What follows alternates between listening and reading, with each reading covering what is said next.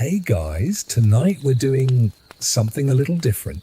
By which I mean we're dragging you into the sweltering, dust-choked misery of the American Wild West. That's right. You ever watched a Western and thought to yourself, I could totally survive that? No, you couldn't. You probably wouldn't make it through a full day, not even one sweaty, snake-infested, biscuit-deprived day. So before you get too comfortable, maybe take a moment to like the video and subscribe, but only if you genuinely enjoy what I do here. Also, go ahead and drop your city and local time in the comments. Let's see who's falling asleep to this in the latest time zone. Now, dim the lights, maybe turn on a fan for that soft background hum, and let's ease into tonight's journey together. You wake up to a sound that's like dry coughs hitting the inside of your window. It's the wind, but it sounds like it's been smoking Marlboros since 1842. You sit up and immediately regret it because the bed is nothing more than a sagging canvas stretcher, stuffed with what you pray is straw, but probably includes a handful of mice and something that bites. Your back already hurts. Congratulations. You've survived your first Wild West night barely. The room around you is dim, and that's being generous. A single crack between the crooked wooden shutters lets in a sliver of hazy orange light. The sun is coming up, and with it comes the promise of an aggressively unpleasant day. There's no insulation, so the heat creeps in instantly like it's been waiting just outside the door for you to dare and wake up. You swing your legs off the bed and your feet hit the dusty plank floor. Dust. The universal carpet of the 1800s, the boards creak under your weight and the sound echoes weirdly. It's like your tiny one-room shack is both too cramped and too empty. The space smells of wood smoke, sweat, and whatever that is under the floorboards. Hopefully dead, possibly not. You reach for your boots, cracked leather things stiff with wear and time. No socks because no one invented comfort yet. As you shove your feet into them, the left one crunches slightly. You pause. Was that a scorpion? A rock? Your own hope dying quietly? You decide not to check and just stomp hard enough to scare off whatever small creature might still be squatting in your shoe. The outfit you slept in, yeah, that's also your outfit for the day, maybe the week. You've got 2 shirts, max, and they rotate every few days, whether they need washing or not, and they definitely do. The air is already heating up, thick with a grit that coats your teeth and lines your lungs. You haven't even stepped outside yet, and you're already sweating. You reach for your hat, wide-brimmed, battered, and barely holding together. It's less fashion, more of a survival tool. It's the only thing standing between your face and a sunburn so intense your skin would peel off like a biscuit crust.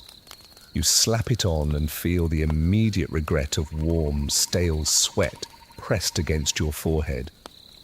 You try not to think about lice. They love it out here too. Outside, the town is just a series of wooden rectangles that look like they were built by a bunch of guys who all argued over what structurally sound means. Horses are tied up in front of the saloon, snorting and stomping. A tumbleweed does a perfect movie roll across the road like it's on cue, and you wonder if tumbleweeds know how cliché they are. The sun is now fully up, glaring down like an angry god who hates moisture. You inhale, and it's like breathing through burlap. The air smells of manure, stale beer, and the faint, ever-present scent of something burning that you can never quite identify. Maybe it's the forge, maybe it's dinner, maybe it's someone's barn again. A man shuffles by wearing suspenders and a hat made of something that once had teeth. He nods at you like you're both survivors of some unspoken trauma, which, to be fair, you are. It's only 6:15 a.m. and already you feel like you fought in a war. Down the street, a bell clangs once. That's the general store opening, which means if you want the slightly mouldy bread or the one remaining bar of soap that isn't entirely cracked, now's the time. You start walking that way, but the sun is relentless, and your boots are already beginning to blister your heels. The dirt road is littered with wagon ruts and mysterious brown smears. You try not to think too hard about what caused them. There's a well in the centre of town, surrounded by a low wooden fence. You watch a woman in a bonnet pull up a bucket of water, then strain it through a cloth that looks like it's never once been washed.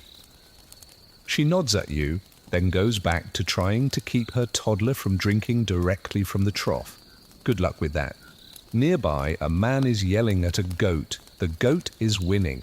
You make it to the general store and grab a handful of items: coffee beans, a tin cup, some dried beans, and you wince as you trade 2 silver coins for them. Everything costs more than you expected, probably because everything had to be dragged in over mountains, rivers, and at least one failed robbery attempt. Money means nothing here unless you've got it in exact change. And even then, the store owner eyes you like you might try to steal a spoon. Outside, the sun climbs higher, and the sound of hammering starts echoing from the blacksmith's forge. You can already smell hot iron and sweat. That's your neighbour, Josiah, and he's been working since before dawn, shirtless, and somehow still wearing long pants. His entire body is red from heat and effort, and he nods at you like, "Yep, another day not dying." You nod back, and just like that, it's been 2 hours and you're already exhausted. Your teeth feel like they've got a gravel coating, your skin itches in at least 5 places, and you're pretty sure something in your boot has started to bite back. This is the easy part of the day. It only gets worse from here. Oh, and a fun historical fact to ponder while your sweat evaporates faster than your will to live. There were entire towns out here that had no doctors, no lawmen, and no real maps. You just guessed where you were half the time. Fun. A quirky side note, some people actually paid money to move out here voluntarily. You're not sure who hurt them, but wow, they must have really hated their old neighbours. As for historians, there's still a mild debate over whether life on the frontier was more about individual freedom or just a chaotic mess of constant survival. Honestly, standing here with your boots full of gravel and a lizard watching you from the saloon steps, it's feeling like the latter. So let's talk about your morning routine, or more accurately, the total absence of one. You shuffle back toward your shack, clutching your overpriced tin cup and slightly dented bag of beans. The coffee isn't ground yet, because of course it isn't. That's your job now, along with hauling water, making fire, and not dying of dysentery before lunch. You push open the door to your one-room home and are immediately greeted by the subtle aroma of stale sweat, scorched wood, and something deeply unpleasant wafting up from the corner. Probably the chamber pot. You haven't emptied it since yesterday. Welcome to personal hygiene, 1880s edition. There's no sink, no mirror, no toothbrush. You know that tingly, fresh, minty clean feeling you get after brushing your teeth in modern life. Yeah, that hasn't been invented yet. Toothbrushes exist technically if you're lucky enough to own one, but they're made of boar bristles jammed into bone or wood, and they feel like scrubbing your gums with a twig dipped in regret. You, of course, don't have one. What you have is a finger and some charcoal powder that smells faintly like old bacon. You dip your finger in the stuff and rub it over your teeth. It makes a soft, crunching sound, which is not comforting, and your gums start bleeding about 10 seconds in. Apparently, this is normal. You swish some tepid water from last night's bucket around your mouth, spit it out the door, and hope your neighbour's goat doesn't drink it again. It has no boundaries. Your tongue still feels like it's wearing a wool sweater, but at least your teeth aren't actively fuzzy anymore. Progress. There's no deodorant. That's not a thing yet. You could rub some crushed sage leaves into your pits if you're feeling fancy, but you're not. You're already sweating, and you haven't even boiled water yet. You consider washing your face, but the water barrel is low, and the nearest well is a 10-minute walk away. You decide against it. What's a little extra grime between friends? For the record, this is your second day out here. You haven't bathed. You won't probably, until Saturday, which is bath day in town, when a big metal tub is hauled into the saloon's back room. and you pay 15 cents for the privilege of sitting in the same murky water that the last 3 people used. Soap, that cost extra. Towels, bring your own.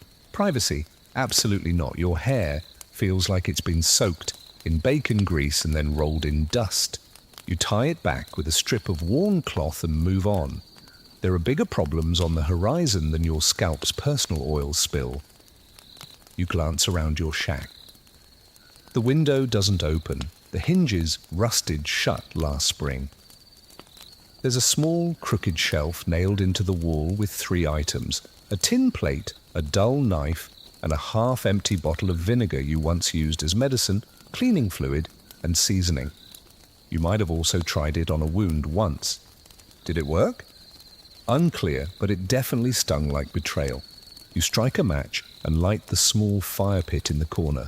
It smokes aggressively because the wood is damp, but you fan it with a bent piece of tin until it grudgingly catches.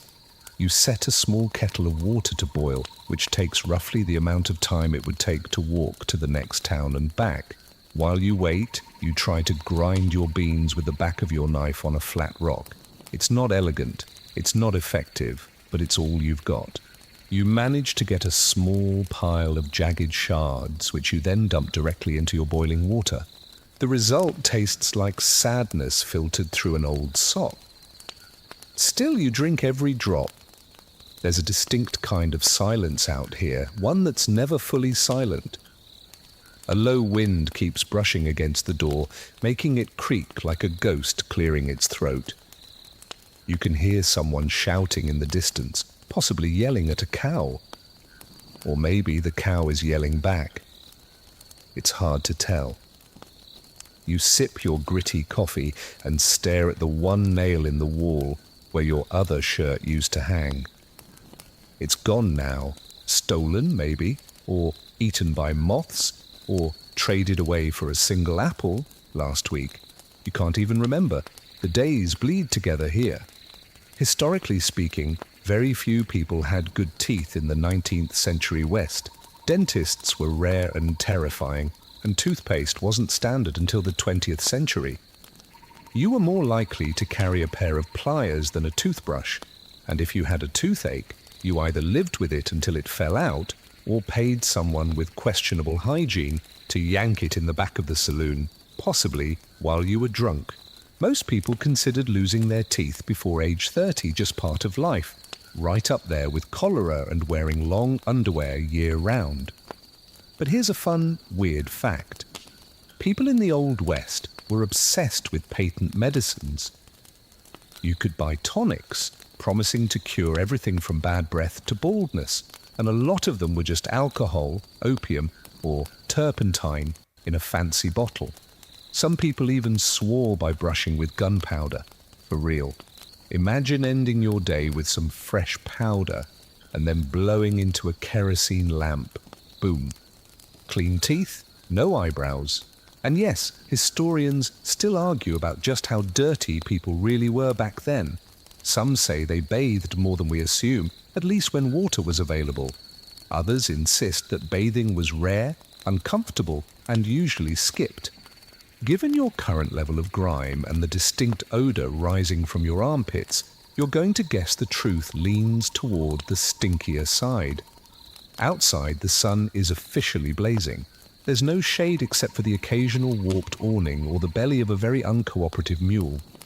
You toss the last dregs of your coffee out the window, consider licking the inside of the cup for caffeine residue, and decide to maintain a sliver of dignity, but barely. You grab your hat and step back outside where the air has already turned to soup. Hot, dry soup made of dust and despair. You've made it through the grooming portion of your morning, if you can call it that. You're technically ready to face the day. You smell like desperation, your mouth tastes like burnt dirt, and there's a chance you've started developing scurvy. But hey, you're up, and that's something. Now that you've powered through your morning routine, which involved bleeding gums, a smoky fire pit, and a beverage best described as bean-flavoured gravel water, it's time for breakfast. You're already hungry, which is a shame, because the frontier doesn't really care about your hunger. your cravings, or your basic nutritional needs. You shuffle over to your wooden crate of provisions, which consists of 2 mold-flecked onions, a piece of jerky as stiff as a tombstone, and a half-empty sack of dry pinto beans.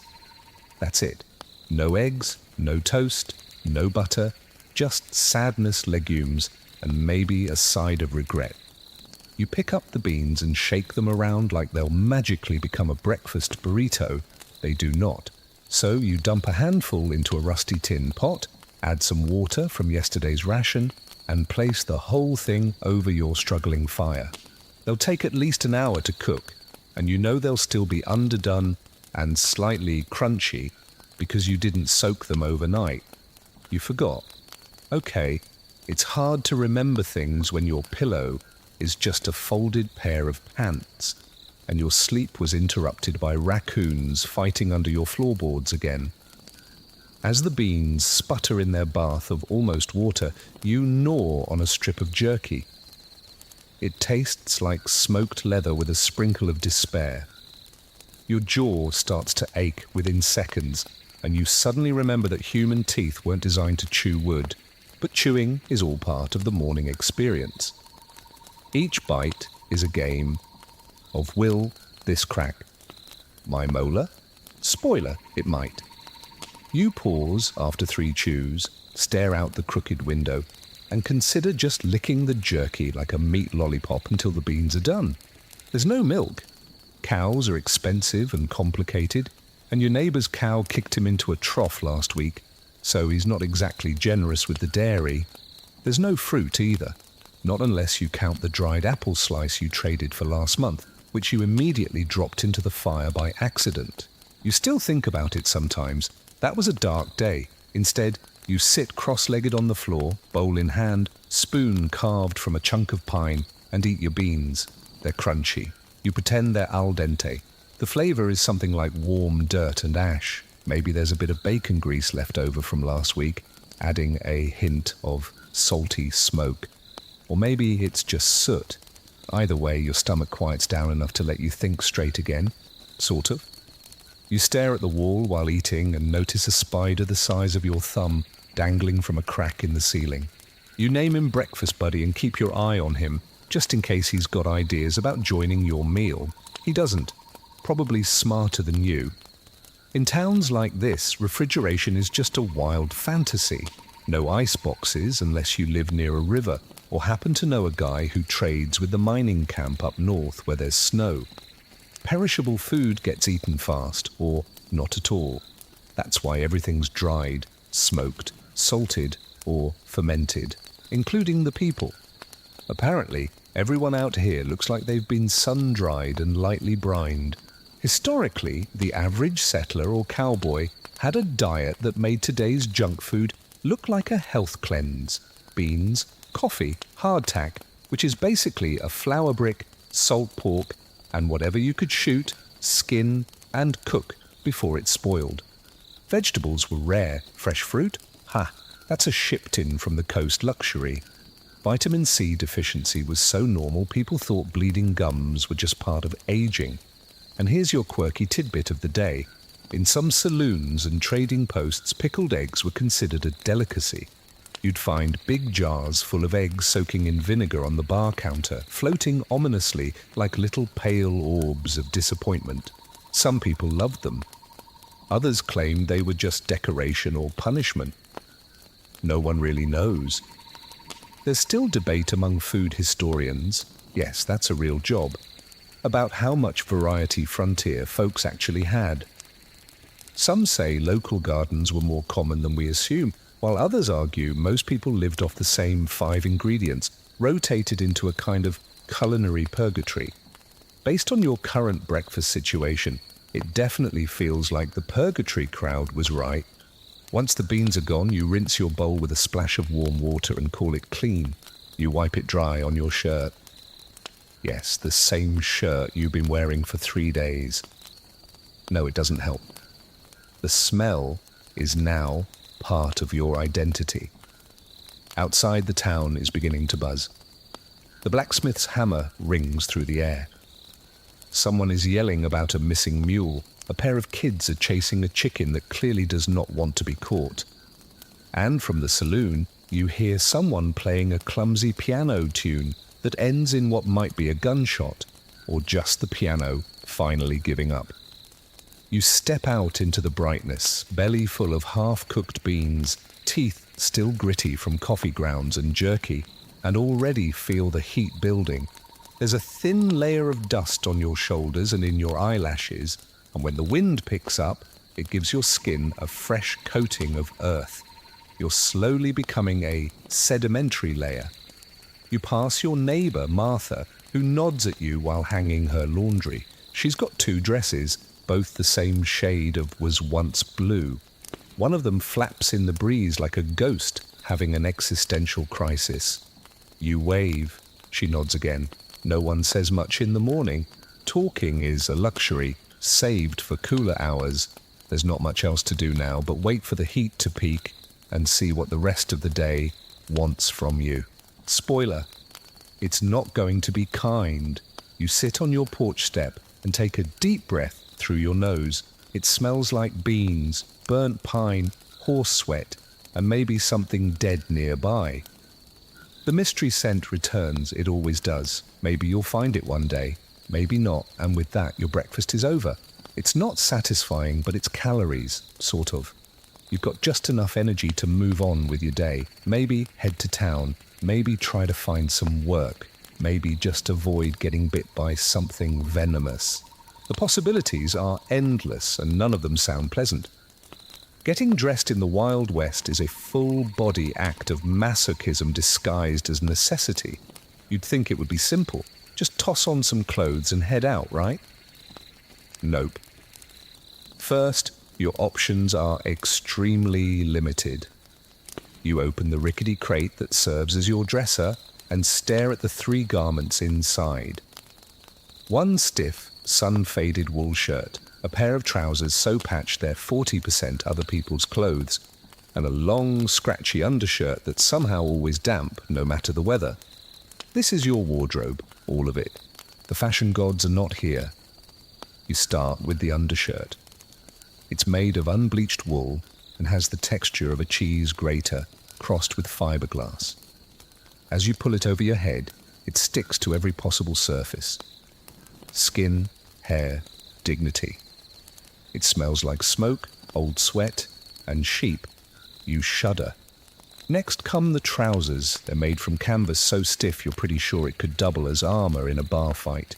You wriggle into them with the grace of someone being slowly devoured by an aggressive tent. There's no elastic, no zippers, just buttons and a prayer. Your belt is a thick leather strap that requires both hands and a knee to fasten. It has one job: keep your pants up, while also reminding you that breathing is optional. You pull it tight and feel your stomach flatten in protest. Excellent. You can't bend at the waist now, but at least you're secure. Then comes your shirt. It's heavy, it's hot, it's basically a wearable oven mitt. The collar scratches your neck like an itchy ghost, and the sleeves are too short because they shrank in the rain last month. You roll them up, even though the sun is out, and your forearms are already sunburned. No one wins. And let's not forget your boots. Ah, the boots. They look cool from a distance, all rugged and worn, like something out of a movie. But the moment you slide your foot in, you remember why your ancestors had foot problems. They're hard leather, unlined, and about as forgiving as a tax collector with a grudge. You tug them on one foot at a time, using a metal hook to loop the back up over your heel. You immediately feel blisters forming in places you didn't know had nerves. You try walking. Every step is a crunch, a pinch, a silent scream. Your toes curl in self-defense. Your arches start bargaining for a better life. Cowboy boots were designed for horseback, not sidewalks, and definitely not for walking 5 miles to buy flour in 90-degree heat. But you walk anyway because sitting around means smelling yourself for longer. And honestly, that's worse. You reach for your outer layer, a leather vest that smells like wet dog. But pause. It's already hot, and layering up feels like a slow-bake recipe for heat stroke. Still, it has pockets, and you need pockets. You put it on, you instantly regret it. Sweat begins its slow, inevitable journey from your back to your socks. You top it off with your hat. The wide-brimmed, sun-stained beast is the only thing standing between your scalp and second-degree burns. You slap it on your head and feel your body temperature rise by 3 degrees. But hey, style! Now that you're fully dressed, you feel like a roast wrapped in burlap. Every movement itches, sticks, or rubs. You're technically clothed, but you're not comfortable. Nothing breathes. There's no such thing as moisture wicking. Underwear exists, but it's wool long johns, and you're not desperate enough to deal with those today. Not yet. And let's talk historical context for a second. People in the Wild West didn't dress to be cool. They dressed to survive, to not get sunburned, scraped, or bit by things with too many legs. Layers meant protection from the sun, from bugs, from the occasional tumble off a horse or bar stool. Fabric was thick because thin cloth tore and didn't last. And laundry? That was once a week at best, done in a basin with lye soap that stripped your clothes and your soul. Fun fact, wool was the most common fabric because it kept you warm when it was cold and kind of cool when it was hot, supposedly. Spoiler, it was still miserable. Some cowboys even wore dusters, long coats meant to keep dirt off their clothes. You think about that now and laugh bitterly. More layers? No thanks, you'd rather just roll in the dirt and call it good. And for something a little more fringe, did you know that in some towns, dress codes were enforced? You could be fined for dressing indecently, which could mean too much skin, the wrong type of hat, or not wearing a proper cravat to church. Imagine being fined for not sweating enough. That's frontier justice for you. Historians still debate how authentic cowboy attire really was. Some claim the wild, leather-heavy look is more Hollywood than history. Others say it varied wildly by region. What a cattle wrangler wore in Texas looked nothing like a prospector in Nevada. Either way, one thing is universally agreed upon. Nobody was comfortable. You step outside, fully geared up, and immediately feel the sun blast your shoulders like a giant heat lamp. The dust clings to your clothes within seconds, sticking to sweat like seasoning. You walk down the dirt road, your boots thudding like mini anvils, your thighs already chafing, your back developing a sun stripe from the hole in your shirt. You see someone ride by on horseback wearing fewer layers than you and looking twice as cool. You hate them just a little. Your boot squeaks, your belt pinches, your socks bunch up at the heel, and you consider sitting down right there in the dirt. But no, you've come this far, you're going to town, even if it costs you your sanity and most of your skin. So here you are, dressed in what can only be described as survival cosplay, stomping down a dusty road in boots that were designed to break you. You smell like a smoked pig in a sweat lodge, and every breath tastes like burnt leather and frustration. But hey, you look the part, kind of. You thought cowboy boots would make you feel like some rugged frontier legend, some silent hero with a six-shooter and a cool nickname like Dusty Joe or Cactus Jack. Instead, you feel like a toddler in their dad's shoes, clomping down the uneven street like a wounded duck with attitude problems. Every step you take is a negotiation between leather, flesh, and the rapidly forming blister on your right pinky toe. Who designed these things? A sadist with a foot grudge. You try to walk normally, but the boots have different ideas. They're stiff, unforgiving, and high enough to chafe your calves raw. You can't tell if they're too big, too small, or just objectively wrong. There's no padding inside, of course, just rough hide, and the faint smell of whatever animal gave its life for this unholy footwear. You suspect the boots used to belong to someone else, someone with a limp. That would explain the lopsided tread and the way your left foot now feels permanently tilted. You head toward the general store again, mostly because it's one of the only buildings in town that sells literally anything, and because it's a place to stand for a moment out of the sun. Each step feels like punishment. The dirt road is full of ruts and mystery holes, and every time your foot sinks even slightly, a new muscle in your leg files a complaint. The boots were never made for walking long distances. Cowboys rode horses, remember? Walking was for poor fools like you who have neither horse, nor mule, nor decent arch support. Halfway down the road, a dog barks at you, a loud, gnarled bark that echoes in your soul. It's one of those dusty frontier dogs that looks like it survived 3 prairie fires, a snake bite, and a duel. It limps into the street, stares you down, and growls. You freeze. It stares. You stare. Eventually it huffs and wanders off like you weren't even worth the effort. Fair. You stop outside the store, sweat dripping into your eyes, calves aching, boots pinching with malicious intent. You try shifting your weight from foot to foot, but all that does is spread the pain around evenly like buttering misery on toast. You lean against the wooden post outside the store and try to look casual. You probably look like someone trying not to cry in public. Back in the day, cowboy boots weren't the sleek, stylized fashion statement they are now.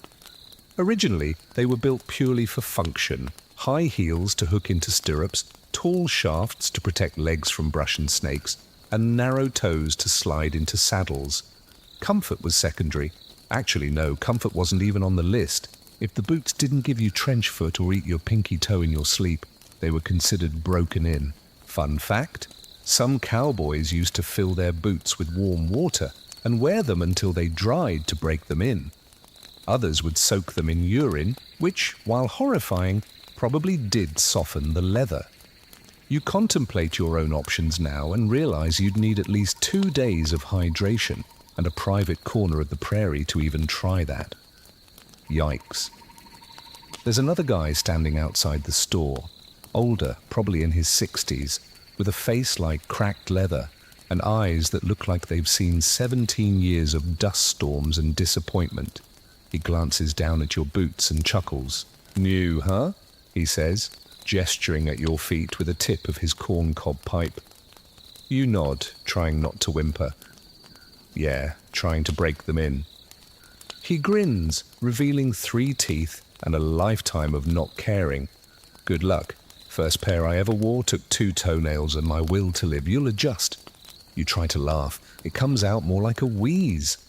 Inside the store, the floorboards creak ominously under your boots, like even the building disapproves of your choices.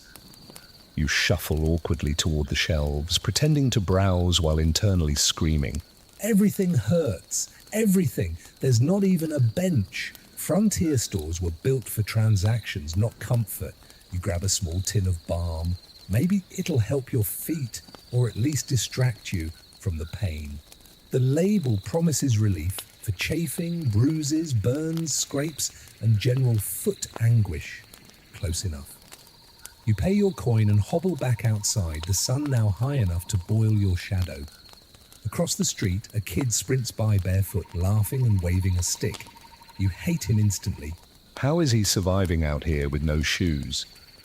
His feet must be made of horn and regret. Maybe you were just born in the wrong century or the wrong species. Historical debate time. There's some argument over just how widespread and standard cowboy boots were. Some historians claim they were a specialized item, mostly for actual wranglers and cattle drivers, not every guy walking around Tombstone buying beans. Others say boots were as common as hats, just part of the daily uniform. Either way, they weren't built for walking long distances. You wore them to ride, to stand around looking cool, or to kick indoors dramatically, not to stroll casually to the mercantile and back. You make it halfway home before your right foot completely rebels. You stop, sit on a low water barrel, and actually pull your boot off. Big mistake. The air hits your foot like cold betrayal, and the second you see the blister forming on your heel, You know you're doomed. That's not a blister, it's a canyon. Your sock is damp and crusty, and there's a smell that suggests something died in there last week.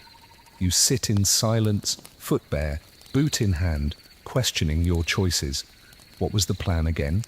Live a peaceful, rustic life out west. Find yourself. Start over. That version of you didn't factor in leather torture devices for footwear or dust so fine it gets behind your eyeballs. You eventually force the boot back on because you have no other choice and hobble the rest of the way to your shack, now sweating, limping, and very close to tears. You throw yourself onto the porch like a dramatic 19th century opera ghost and stare at the sky, praying for clouds. None appear. The sun keeps staring. Welcome to Wild West fashion. Hope you brought extra toenails. It hits you right around mid-morning. That biological signal that can't be ignored. That primal whisper from your gut saying, hey, it's time to take care of business. But unlike your cozy 21st century world of porcelain thrones and scented candles, the Wild West has other ideas. You rise slowly from your porch, already regretting the extra beans, and begin the noble, treacherous quest to find a bathroom. Except, of course, there isn't one. Indoor plumbing, that's a fantasy reserved for rich people in faraway cities with cobblestones and government. Out here, if you're lucky, your homestead has an outhouse, basically a wooden box over a hole that you built yourself with hope, a hammer, and a handful of nails that bent the wrong way. Yours is a leaning structure behind your shack, barely standing, roof optional, door missing. Wind whistles through it like a flute made of despair. You've been putting off fixing it for weeks. Every time you go near it, a wasp takes it personally. Still, nature waits for no one. You grab your wiping cloth, an old rag that's seen things, and make the stiff-legged trek out back, dodging chicken droppings and the remains of what may have once been a raccoon. The sun is already high, baking the earth into a crust that cracks under your boots. You reach the outhouse and open what passes for a door, a creaky plank leaning on rusted hinges, and immediately gag. The smell hits like a punch to the soul, a blend of fermented ammonia, despair, and long-dead dreams.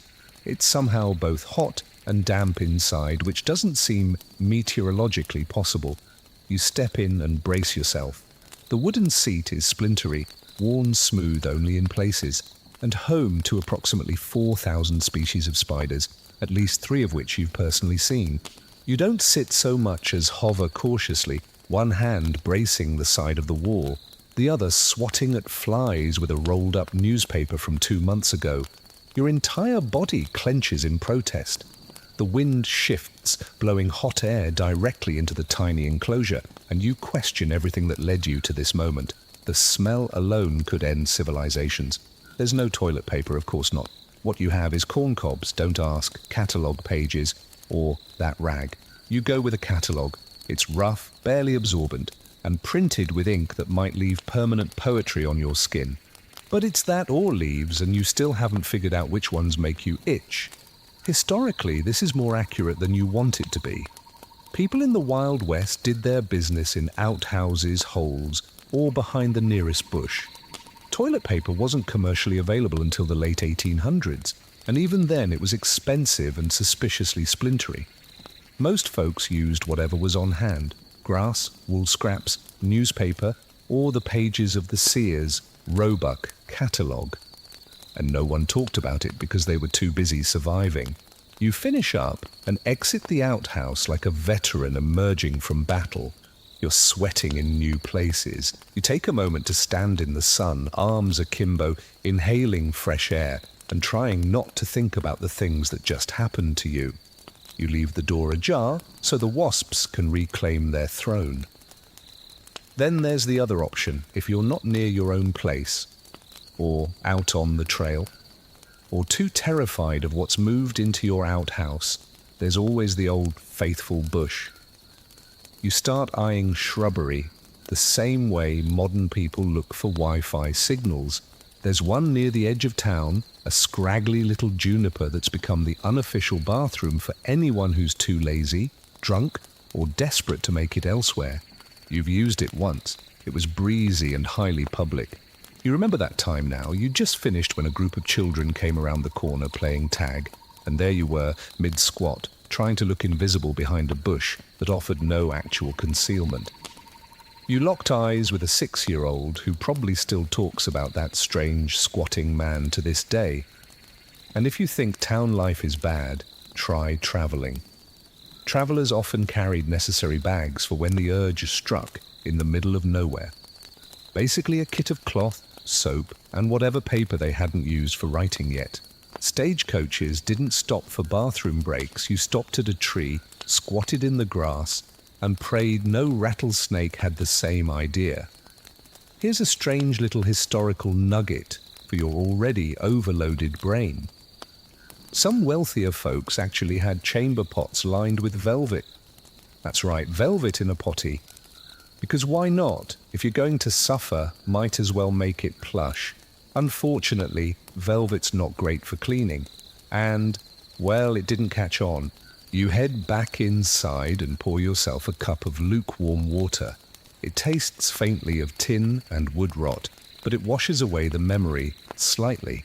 You sit down on the edge of your bed and stare into the middle distance, your body stiff, your dignity fractured. The worst part? This isn't a one-time thing. This is daily. You'll do it again tomorrow and the next day. And if you're ever lucky enough to have guests over, they'll get to enjoy the same aromatic wonderland of your backlot restroom. And, oh, nighttime. You think it's bad during the day? Try answering the call of nature at 3 a.m. in the pitch-black dark with only a flickering oil lamp and the sound of coyotes howling in the distance. That's when the bathroom turns from unpleasant to a spiritual trial. You ever try to hover in the dark with a snake possibly underfoot and a breeze threatening to tip you sideways? It's humbling. Modern historians tend to gloss over this part of frontier life. They'll tell you about land expansion, community building, and manifest destiny, but no one wants to discuss the bathroom situation. And yet it was constant and terrible and a defining part of the experience. Because it turns out, when you take away plumbing, the human body doesn't suddenly adapt. You just suffer in new and creative ways. You glance at your boots, now streaked with dirt, and who knows what from the trip to the outhouse. You consider taking them off. You don't. You know what's out there now, so you sit there in your shack, slightly broken, knowing full well that you're only a few hours away from needing to do it all again. But, at least for now, you've survived one of the worst parts of frontier living. Barely. Good job, champ. It's midday now and you're sweating in places you didn't even know could sweat. The sun is directly overhead, glaring down like a cosmic interrogation lamp. You've survived breakfast, brushing your teeth with what was basically gravel, and your outhouse odyssey. But now you face your next great test: hydration. Out here, water is more precious than gold, horses, or winning a gunfight without getting shot. Without it, you're a soon-to-be decorative skeleton for buzzards to perch on. Your water barrel sits outside your shack in the shade, barely. It's a squat wooden thing, ringed with rusty metal bands and lined with a mildew that smells vaguely like mushrooms and feet. You take off the lid and peer inside.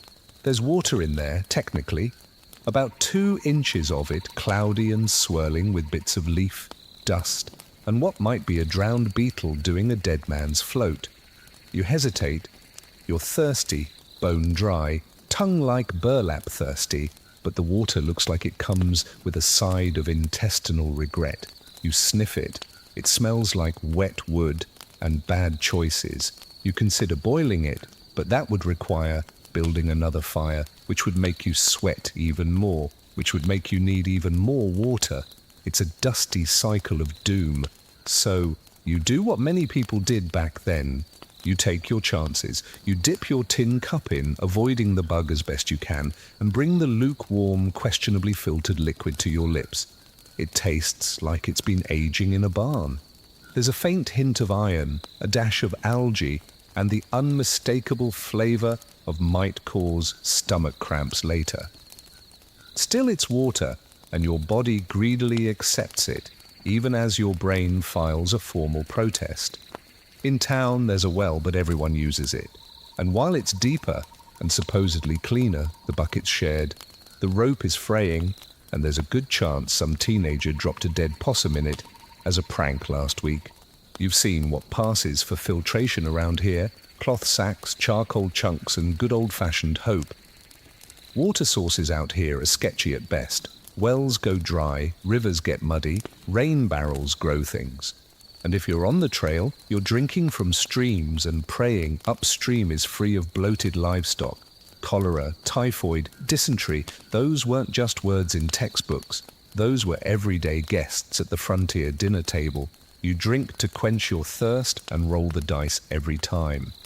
Fun historical fact: pioneers used to flavor their water with vinegar or lemon if they had it, partly for taste, mostly to kill whatever might be swimming in it. Whiskey was also considered a valid hydration source. Yes, really. Some folks thought alcohol killed germs, which technically it does, just not when it's diluted in ditch water and chugged by a guy who hasn't bathed in a week. You unfortunately don't have lemon vinegar or whiskey. You just have dust, your tin cup, and whatever faith remains in your digestive system. You finish your water and set the cup down on the porch, letting it catch any stray wind-blown specks that happen by. Hydration, frontier style. Your neighbour, Old Man Fletcher, walks past just then, carrying a bucket of water from the well with the casual strength of someone who's been hauling liquid death for 40 years. He tips his hat. "Hot one today?" he says, as if that's ever not the case. He smells like tobacco, sun, and mild regret. You nod. "Water's low." He squints toward your barrel. "Yeah, it'll do that. Better fill it tonight when it's cooler. Don't want the sun cooking the bugs into it?" You stare at him, unsure if that's advice or a riddle. Either way, he keeps walking, bucket sloshing. You spend the next few minutes debating whether to hike to the well now or wait until dusk.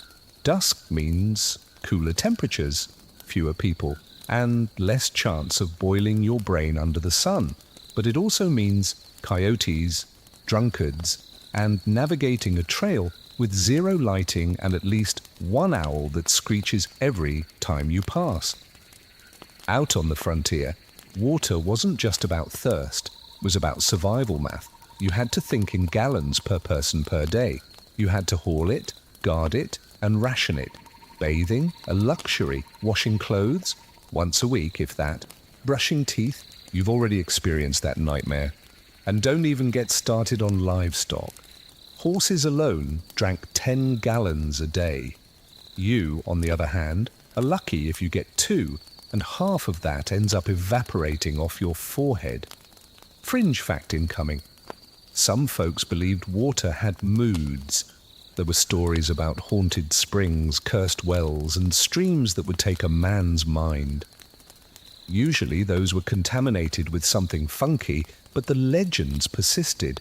People were suspicious of any water that flowed too fast, too slow, too clear, or too dark. Basically all water. And to be fair, they had a point. You don't trust anything that doesn't have a visible expiration date anymore. You once drank from a stream while on a nature hike last year, how quaint that sounds now, and spent 3 days glued to a bathroom afterward. Compared to that, this barrel water is almost comforting. No, not comforting, just familiar, like a slap you know is coming. You wipe your forehead with your sleeve, then regret it because now you've got sweat and dirt smeared across your entire face. You look like a chimney sweep who lost a fight with a pig. You consider going inside and pouring some of that precious water over your head, but that would mean less for drinking later. So instead, you sit on the porch Let the heat cook your brain a little more and fantasize about ice cubes. You remember ice vaguely, cold things, refreshing things. You would give a whole day's rations for a lukewarm soda at this point, but that's not reality. Reality is warm, dusty, and full of thirst. So you sit there, cup in hand, watching dust devils spin down the road like tiny tornadoes with places to be. Your tongue sticks to the roof of your mouth again. You glance at the barrel, still murky, still your best option. You take another sip and hope, once more, that the weird floating thing isn't sentient. You know something's wrong the second your jaw twinges. It starts as a dull throb near your back molar, almost like you've been clenching too hard. Probably because you have. The pain isn't sharp, just annoying, like a splinter made of pressure living in your face. You try to ignore it. Sip some more sun-warmed barrel water. Swish and spit. That'll fix it, right? Nope, it doesn't. It gets worse, fast. By early afternoon, you're pacing your shack, one hand clamped to your jaw, like that's going to hold your tooth in place. The throbbing has leveled up into something that feels like a railroad spike being hammered into your gums. You can barely chew, barely think. That old jerky from breakfast might have chipped something, or maybe the charcoal toothpaste finally rebelled. Either way, you're in the kind of pain that makes you question every life choice that led you here, starting with your decision to try something different and move out west. Big mistake. In the city, this would mean a quick call to the dentist, an appointment with a reclining chair, and a bit of Novocaine. Maybe some smooth jazz playing in the background while you breathe in the gentle scent of antiseptic and regret. But you're not in the city anymore, you're in Dustville. And Dustville's idea of dental care involves pliers, whiskey, and a man named Doc Miller, who may or may not have graduated from anything. You limp into town, cradling your jaw like it's a wounded bird. The sun's still high, and every bounce of your boot sends a jolt of agony through your skull. You pass the saloon where a man with a violin and no sense of rhythm is sawing away at a tune. His screechy notes feel like physical violence. You squint through the pain and keep walking. Doc Miller's place is technically the back room of the apothecary, which is also the front room, which is also just a single room in general. The outside is painted white. Well, it was painted white in some year-long forgotten, and a hand-painted sign above the door reads, in wobbly black letters, surgery and teeth. Walk in or crawl. Inside, the room smells like herbs, smoke, and something vaguely metallic. You stand there awkwardly, waiting until a curtain swishes open, and out walks Doc Miller himself. He's wearing a stained apron, rolled up sleeves, and a look of casual disinterest that does not inspire confidence. Which side? He asks before you even speak.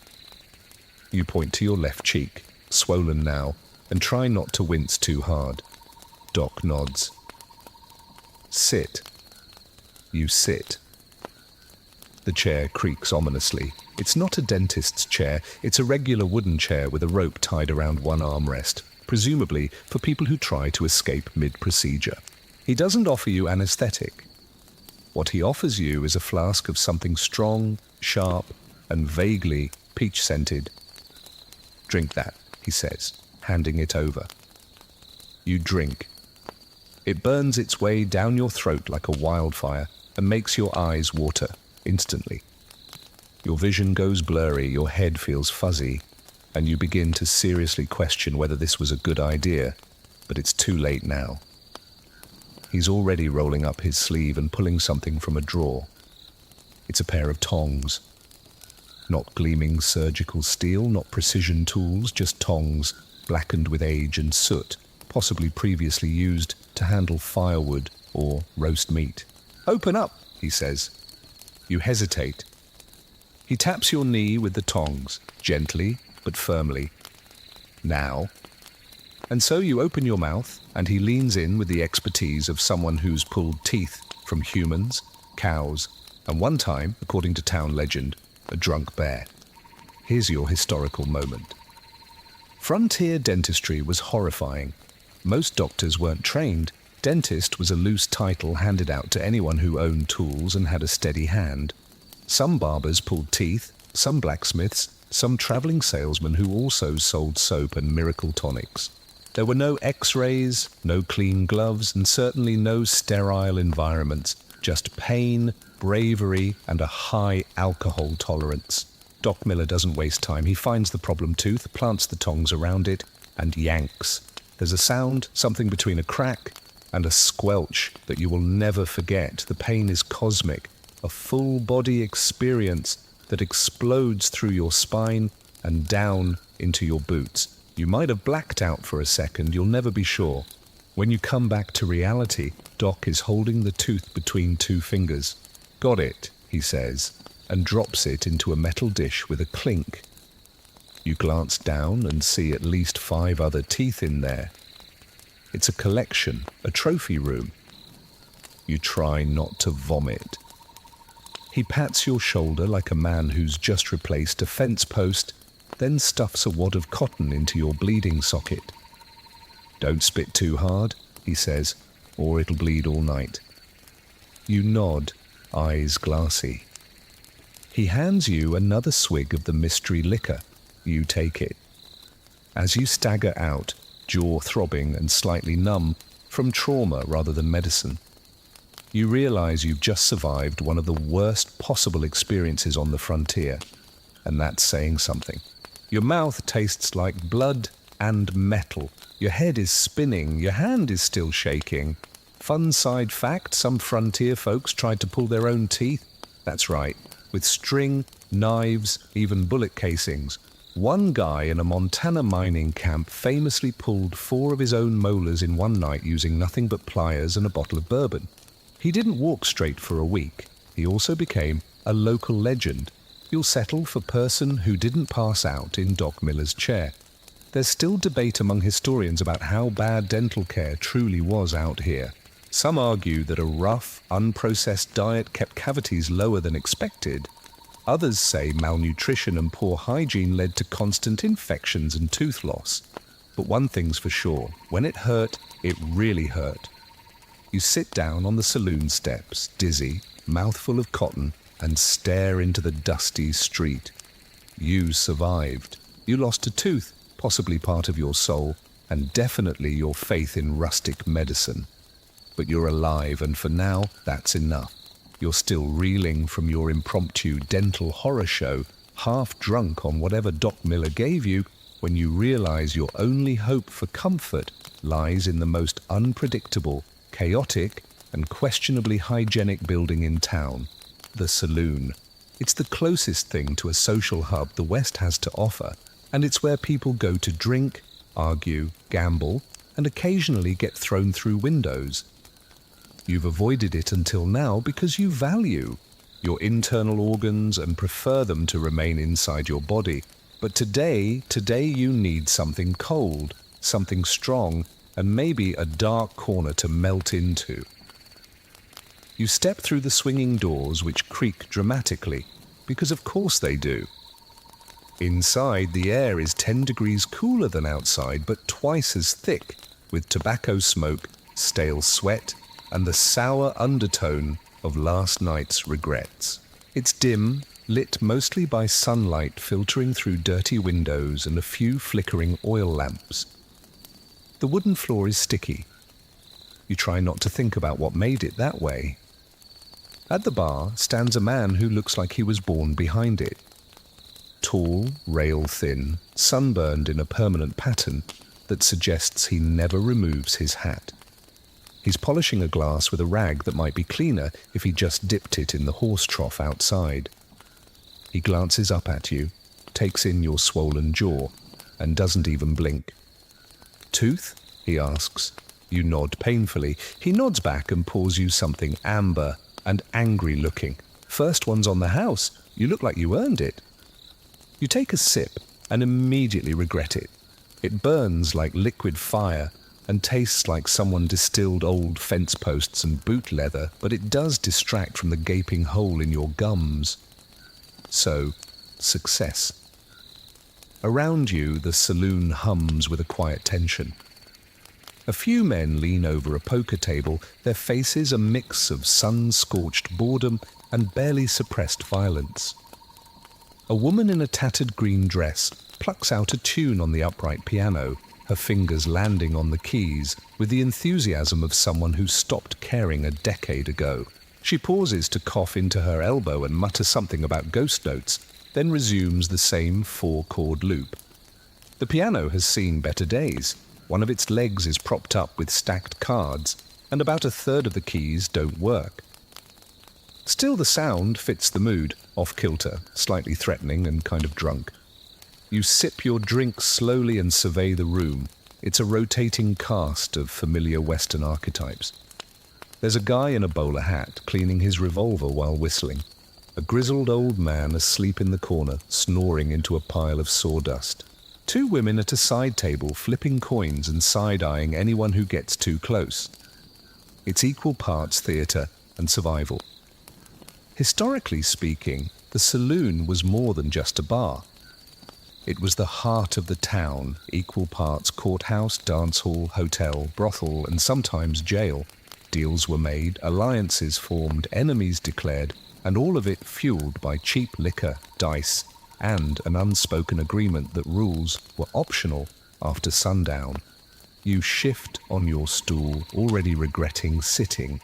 The bar stools have no backs, no cushions, and probably lice. Everything in here has lice. You're becoming increasingly aware that your body is both sticky and dusty, and that you may, in fact, have absorbed some of the floor into your skin.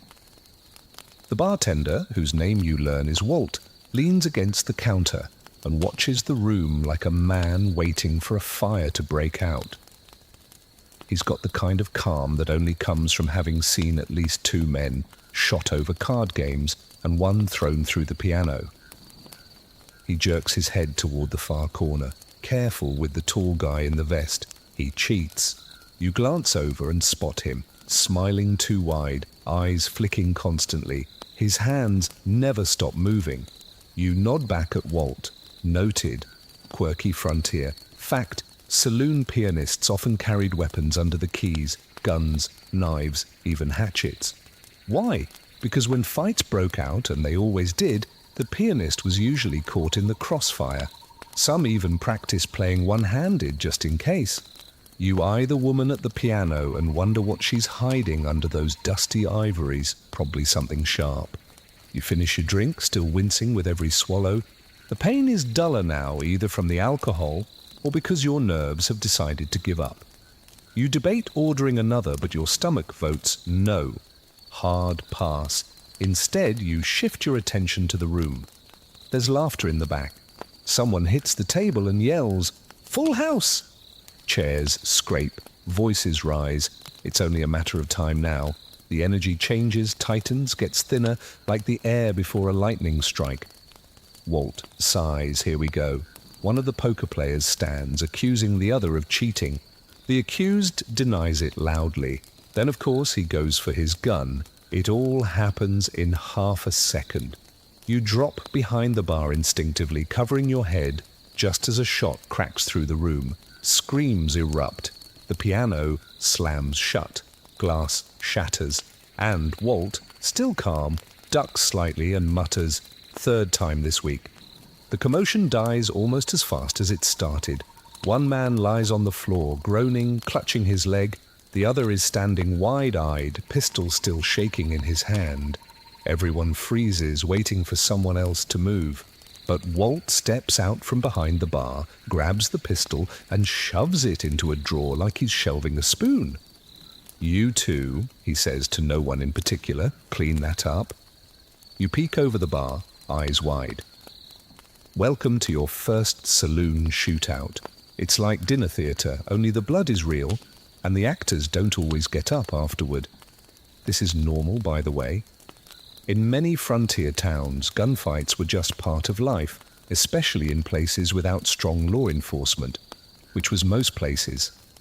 Historians debate how frequent they really were, but newspaper reports suggest a regular rhythm of bar fights escalating into bullet exchanges, sometimes over money, sometimes over women, sometimes just because someone spilled a drink. You climb back onto your stool, heart still pounding, jaw still aching, and decide you've had enough of saloon culture for one day. You nod to Walt, who gives you a small, respectful nod back, like he's just witnessed your baptism by gunfire. Outside, the sun has started to dip. The sky glows orange and purple, and the breeze carries with it the distant sound of cattle, and maybe another gunshot. You don't even flinch this time. Congratulations. You've now survived your first visit to a Wild West saloon. You got booze, noise, trauma, and at least one piece of shrapnel embedded in your sleeve. A perfect 10. The sun's inching toward high noon now, and there's a buzz in the air that makes the hairs on your arms stand up, though that could just be the lingering effect of whatever was in that saloon whiskey.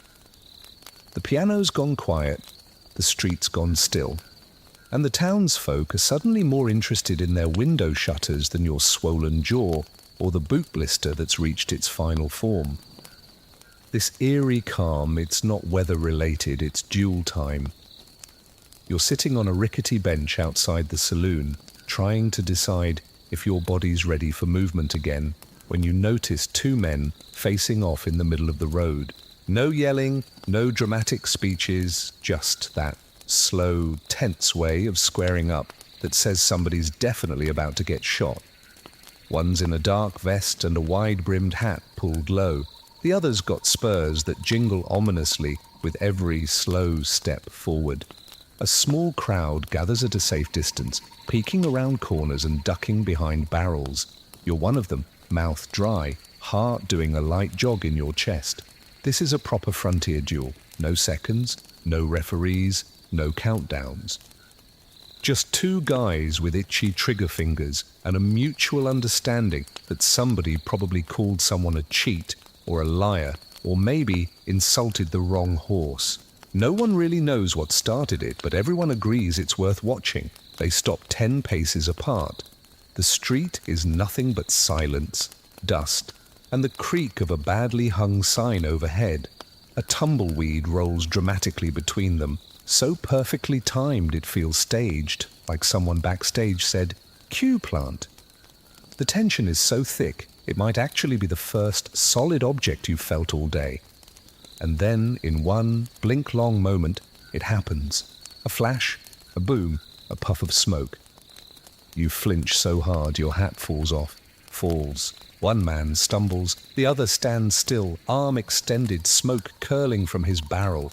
The wounded man drops to one knee, gripping his side, a slow stain blooming beneath his fingers. There's no screaming, just a grunt, like he expected this. Like he's already done the math on how many days of bleeding that bullet will buy him. The standing man holsters his revolver, tips his hat to no one in particular, and walks off. That's it. No police, no yelling, no dramatic monologue about justice. Just business as usual. You exhale slowly. This isn't a play, it's just Tuesday. Historically, gun duels like this weren't quite as common as Hollywood would have you believe. But they did happen, especially in towns without strong lawmen or clear rules. A lot of them weren't even duels in the formal sense. They were spontaneous, drunk-fueled reactions to bad hands of poker or someone spitting the wrong way. Some historians argue the iconic 10 paces turn and fire duel was more fantasy than reality. What actually happened was usually messier, more chaotic, and involved fewer rules and more yelling. You personally are still stuck on how everyone went back to business so quickly. The wounded man is being half dragged, half walked into the doctor's office where, if you remember correctly, the doctor is also the same man who yanked out your molar with barbecue tools. So, best of luck to him. The crowd disperses almost immediately. A woman claps her kid on the shoulder and says, "Well, back to laundry. You want to shout? Is nobody else going to talk about what just happened?" But no one's listening. In this world, gunfire is just punctuation. You decide to walk carefully over to the spot where it happened. There's a smear of blood in the dirt and the scent of gunpowder still hanging in the hot air. You crouch down and pick up a spent shell. It's warm, small, and still smells of smoke. You don't know what you'll do with it, but it feels like a souvenir. Maybe you'll wear it as a necklace. Maybe you'll just throw it at your wall later and yell. While you're down there, a boy walks by with a broom nearly twice his size. He looks about 10 and already has the kind of deadpan expression that says he's cleaned up after more than one shootout. My pa says if it's before noon, it don't count as murder, he offers, as he starts sweeping the blood into the street gutter. You blink.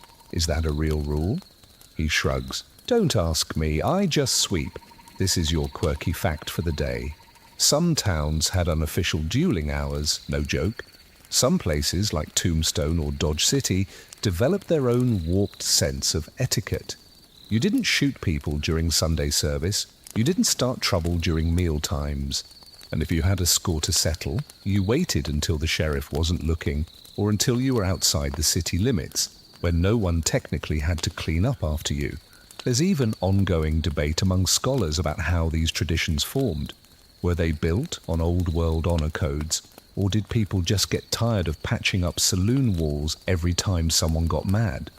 Whatever the reason, one thing's clear. Frontier justice had its own logic, and none of it cared whether you understood the rules or not. You head back to the boardwalk, shell still in your hand, and sit down again, eyes darting around just in case round 2 kicks off. Your jaw still aches, your boots still pinch, and now your nerves are completely frayed. You didn't even know you could sweat from your kneecaps until this very moment, but you're alive for now. Walt the bartender steps outside and leans against the post beside you. He's sipping something from a dented tin cup, probably not his first drink of the day. Well, he says casually, you made it past your first midday gunfight. That means you're either real lucky or real slow. You nod, unsure which is worse. Best advice I can give, he says, tossing back the last of his drink. Don't ever be the first to draw, and never ever play cards with a man who won't take off his gloves. You file that away under disturbingly specific advice and tip your hat. High noon fades into early afternoon. The town resumes its slow, dusty rhythm. Somewhere a dog barks, somewhere else a chicken squawks like it's seen a ghost. You sit there quietly, heart rate finally leveling out, and realize something terrifying. You've still got the whole afternoon ahead of you. You figure it's finally time. You've seen people do it all morning. Tall, weather-worn types climbing up onto horses like it's as easy as breathing. They look so effortless, like they were born halfway into the saddle, one with the reins, master of all hooves and horizons. You've been avoiding it, putting it off, telling yourself there's no rush. But if you're going to survive even one full day out here, you'll need to prove, if only to yourself, that you can ride a horse, or at the very least, sit on one without dying. You head toward the stables, located just past the smithy, where the air smells like hot iron and old sweat. The stable itself is a wide wooden building with walls that lean slightly to the left, as if they've given up but haven't told the roof yet. A few horses flick their tails lazily in the midday heat, swatting away flies and looking, frankly, bored. You wish you could say the same for yourself. A man named Tucker runs the place. He's got a beard that starts somewhere near his collarbone and ends around his eyeballs. His shirt is mostly holes. He's leaning on a pitchfork and chewing something that might be tobacco or tree bark. You ride? He asks without looking up. You pause. There's no right answer to this question. If you say yes, he'll hand you the reins and expect you not to die. If you say no, he'll laugh and then hand you the reins anyway. You go with cautious optimism, not recently. Tucker grunts, which might mean he respects your honesty or that he's planning your funeral. Pick one that won't throw you, he says, gesturing toward the open pen. You walk along the fence, eyeing your options. One is enormous, black as night with nostrils flaring like it's offended by your existence. Pass. Another is lying down entirely, possibly dead. Also pass. Then there's a chestnut mare with a calm expression and a missing ear. Perfect. She looks like she's seen some things and no longer cares. A horse after your own heart. You point her out. Tucker nods. Her name's Mildred. Don't look her in the eye when you get on. Good start. He saddles her up with a series of straps, loops and buckles that all seem designed to confuse you. When it's finally done, he steps back, arms crossed. Well, you approach Mildred slowly, cautiously, like you're greeting a stranger you might have to fight later. She watches you with one eye and flicks her tail in a way that feels vaguely threatening. You reach for the stirrup, plant your foot, and hoist yourself up. Sort of. You get about halfway before your boot slips, your knee buckles, and you slide back down like wet spaghetti. Tucker doesn't say a word. He just spits and waits. Round 2. You try again, this time with a running start. Bad idea. You misjudge the angle, launch yourself too high, and land stomach first across the saddle like a sack of potatoes having a midlife crisis. Mildred snorts. Tucker sighs audibly. Eventually, by sheer luck and maybe divine intervention, you manage to sit upright. You are now technically on a horse. And that's when you realize the horse is very tall, the ground is very far, and the saddle is not comfortable. It's a cruel leather wedge designed to turn your inner thighs into rawhide. Your legs dangle awkwardly. Your spine is already screaming. You don't feel powerful. You feel like a meat popsicle clinging to a moving animal. Tucker hands you the reins. Just let her walk. Don't pull nothing unless you want to go flying. Mildred starts to move slowly, very slowly. You wobble like a top-heavy scarecrow, holding the horn of the saddle with both hands and praying gravity forgets you exist. The gentle up and down motion of her walk is oddly jarring, less majestic prairie freedom and more slow-motion whiplash. You make it about 20 feet before your knees start to shake and your hips feel like they're being unscrewed from the inside. You try adjusting your position. Big mistake. Your foot slips again. You lurch forward, and now your face is about 6 inches from Mildred's neck. She stops. She waits. She hates you. You can tell. Historically, horseback riding was a skill you learned young or not tall. Children as young as 5 were put on ponies and expected to hang on or walk home. If you didn't grow up doing it, it wasn't something you picked up easily. Horses weren't pets. They were transportation, tools, even weapons. And if you couldn't ride, you walked a lot, which, as you've discovered, is also a form of slow torture in the West. Quirky fact for you, some riders used to coat their saddles with lard to make long rides less miserable. It helped with chafing, but made for a slippery situation. Others padded their saddles with sheep wool or even corn husks. You currently have none of those, just raw leather and whatever hope remains between your tailbone and the grace of God. You try turning the horse. She does not agree. You tug gently on the left rein. She goes right. You try right. She stops. You make a small tesk noise that you think sounds authoritative. She sneezes. Eventually, Tucker takes pity on you and walks alongside, leading the horse back to the fence. You dismount, more accurately, slide off and hit the ground with all the coordination of a burlap sack full of wet laundry. Your knees buckle, your thighs scream, your dignity files for divorce.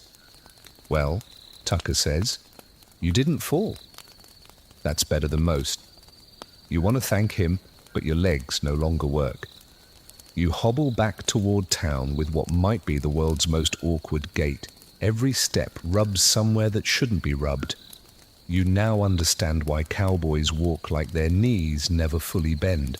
It's not swagger, it's survival. There's still debate among historians about how comfortable riding actually was. Some say it was second nature to most men and women of the frontier, as normal as breathing. Others argue that it was always unpleasant, just necessary. Based on your current condition, you're strongly leaning toward team pain. You finally make it to your porch, sit down slowly, and contemplate your next move. You've lost a tooth, nearly witnessed a murder, and now your thighs are 2 pulled pork sandwiches held together by a pair of dusty pants. It's only mid-afternoon. You pat yourself down, hoping to find something. Comfort, perhaps, or an excuse to never ride again. Instead, you find a pebble in your sock. Of course. The final insult. And you know the worst part. You'll probably have to do it all again tomorrow, so you've proven you can more or less cling to a horse without immediately dying, which by local standards qualifies you for employment. Oh, that's right. It's time to find a job, or at least a way to not starve next week, because out here in the Wild West, there's no safety net, no unemployment line, no friendly HR manager offering dental. There's just work, dirt, and people who expect you to be grateful for either. You head back into town with your legs still doing that post-horse waddle, which makes you look like someone who's just discovered walking again after a mysterious thigh-related injury. The townsfolk don't even blink. They've seen worse, probably been worse. Your first stop is the blacksmith shop. It's the loudest building in town. Metal on metal, fire roaring, hammer strikes ringing out like aggressive church bells for the church of blistered hands. Inside, the temperature jumps 30 degrees. It smells like sweat, soot, and something faintly metallic that might just be the blacksmith himself. You see him, bare arms, beard like a thundercloud, swinging a hammer with the kind of power that makes your spine instinctively straighten. This is Lyle. Lyle does not mess around. He glances up as you enter. "You want work?" he says without even pausing mid-swing. Yeah, you stammer, already sweating. "I can try." He nods at a pile of horseshoes. "Cool. Start bending those into shape. That forge is hot. Try not to catch fire." That is apparently the entire interview. You approach the anvil like it might bite. You pick up a hammer that feels like a cinder block with a handle and try to lift it one-handed. Your arm trembles. You swing it. The horseshoe doesn't bend so much as insult you. The vibration from the impact rattles up through your wrist and into your teeth, well, into the spaces where your teeth used to be. After 5 minutes, you're drenched. After 10, your hands are raw. After 15, Lyle walks over, inspects your work, which looks like someone tried to fold a waffle iron, and grunts. You're not cut out for this. You don't disagree. You leave with your pride scorched and one eyebrow singed. Next stop, the livery. You figure if you can sort of sit on a horse, maybe you can handle brushing one. That's all it is, right? Just brushing? You're wrong. So wrong. Old man Tucker waves you over. "You want to help muck out the stalls?" he asks, already handing you a shovel. You nod. Why not? You've done worse today.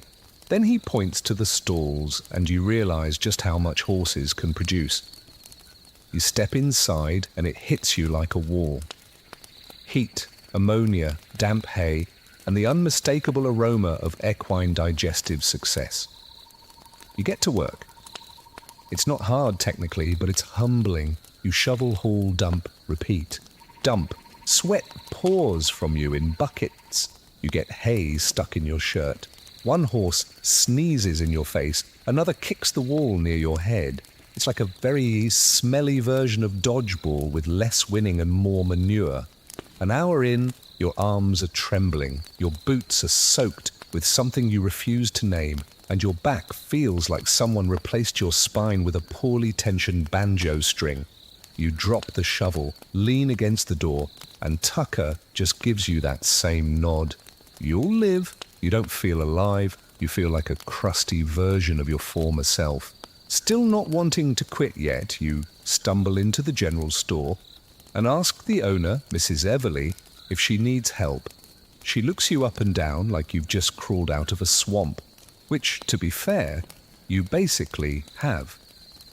I suppose you can carry flour, she says, and that's how you find yourself hauling 50-pound sacks of grain from the back storeroom to the front, over and over.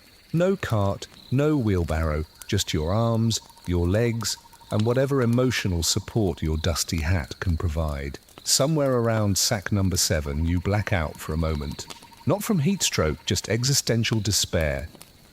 You finally collapse onto a bench, gasping, sweat pouring down your back like warm molasses. Your entire body is shaking. Your muscles feel like they've been pickled. You've lost track of how many times you said, "I'm fine today," while clearly not being fine.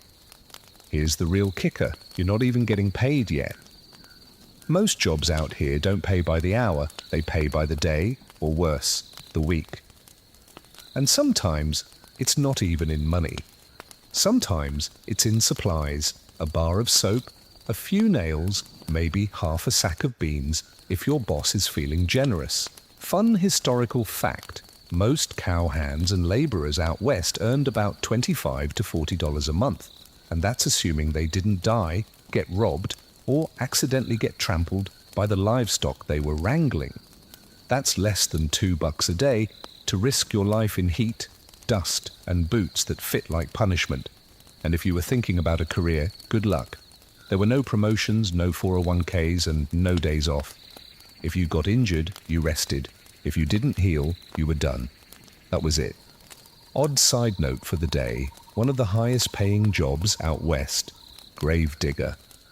Morbid, yes, but they were always in demand, rarely argued with customers, and didn't need to work quickly, just thoroughly. You briefly consider this, but you're not quite ready to dig holes for a living, not yet. Historians still debate whether life on the frontier was about freedom or just a slow, dusty grind of endurance. Some argue it was an opportunity for reinvention. Others say it was mostly just survival dressed up in boots and bravado. Today you're leaning hard toward grind. The only thing you're reinventing is new ways to sweat. As the sun dips a little lower, you limp back to your shack, sore, filthy, and so tired that even your eyelids ache. You collapse onto the rickety bed without even taking off your boots. You physically can't. Your legs no longer lift that high. Congratulations, you've officially worked a day in the Wild West, and somehow you're still broke. By the time your stomach growls again, it's late afternoon, and the sun has done its job of turning everything you touch, including your own skin, into a warm, brittle version of itself. You've survived blacksmithing, horse wrangling, shovel hauling, and general despair. And now your body is, politely but firmly, demanding food. Real food. Unfortunately, this is the Wild West, and real food isn't really a thing. You shuffle into your shack, sit on the bed like it might dissolve under you, and take inventory of your supplies. One hunk of jerky that could double as a shiv, a sad cloth sack of beans, and 2 slices of bread so dry they could be used as roofing shingles. There's also a small tin of lard, a little container of salt, and the half-burned onion you forgot you owned. It's basically an episode of a very depressing cooking show. You grab your tin plate, scrape off whatever was crusted onto it from breakfast, beans, always beans, and start assembling what may loosely be called lunch. First up, the bread. You bang it against the table to test its structural integrity. Yep, still edible adjacent. You break it in half, barely, and set it aside. Then you slice off a bit of the jerky, gnawing it carefully because your mouth is still tender from the traumatic tooth extraction. It tastes like regret and smoked regret. You chew it for a full 2 minutes before it even begins to soften. You're not convinced this came from a cow. Could be elk, could be boot leather, could be the same jerky that's been passed around this town since the Civil War. You light a small fire and toss the chopped onion into a dented pan with a dab of lard. The smell that hits your nose is somewhere between savory and suspicious.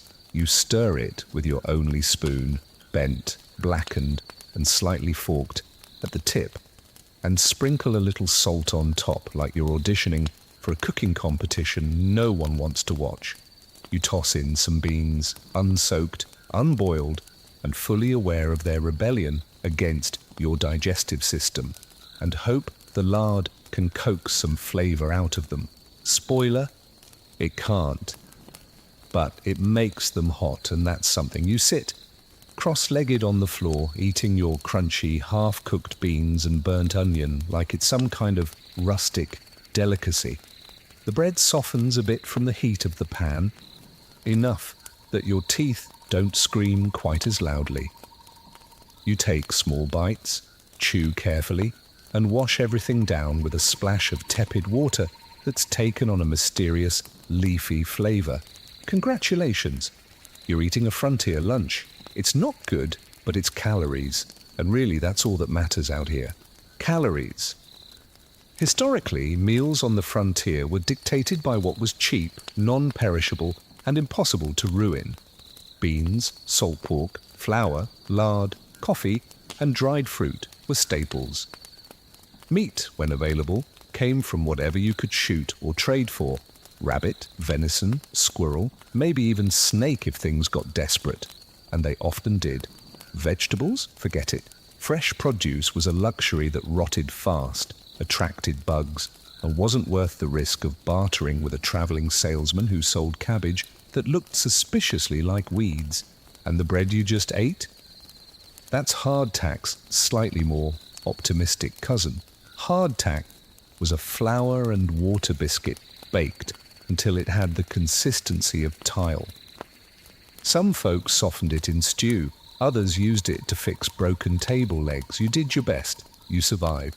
Here's a quirky historical tidbit. Some frontiersmen made coffee by throwing a handful of grounds directly into boiling water, then dropping an eggshell in to help settle the grounds. Others skipped the eggshell and just spat out the grit like tough guys. One particularly stubborn cowboy reportedly brewed his coffee with water he'd used to wash his socks, claiming it gave it extra flavour. You suddenly feel grateful for your leaf-flavoured water. As you scrape the last bean from the pan and lick your fingers with a bit too much desperation, you reflect on the fact that food out here isn't about enjoyment. It's about energy, fuel, eating to keep moving. Nobody's writing recipes, nobody's staging fancy dinners, nobody's posting sourdough starters on social media. And yet, you feel oddly accomplished. You cooked a meal without burning down your shack. You managed not to chip another tooth. You even seasoned it slightly. That's got to count for something. Still, your stomach is already debating whether this counts as food or just a temporary distraction. You know what's coming. The slow ache, the gurgle, the bloated fatigue. Frontier meals aren't just disappointing, they're risky. If the beans weren't fully cooked, you're in for a long, noisy night. There's an open, scholarly debate among food historians about how much nutritional knowledge frontier folk had. Some say settlers were surprisingly good at balanced diets when they had access to variety. Others argue malnutrition was rampant and folks didn't make the connection between what they ate and why their teeth fell out by 35. Judging by your current state of bloated confusion, you'd say the second camp has a point.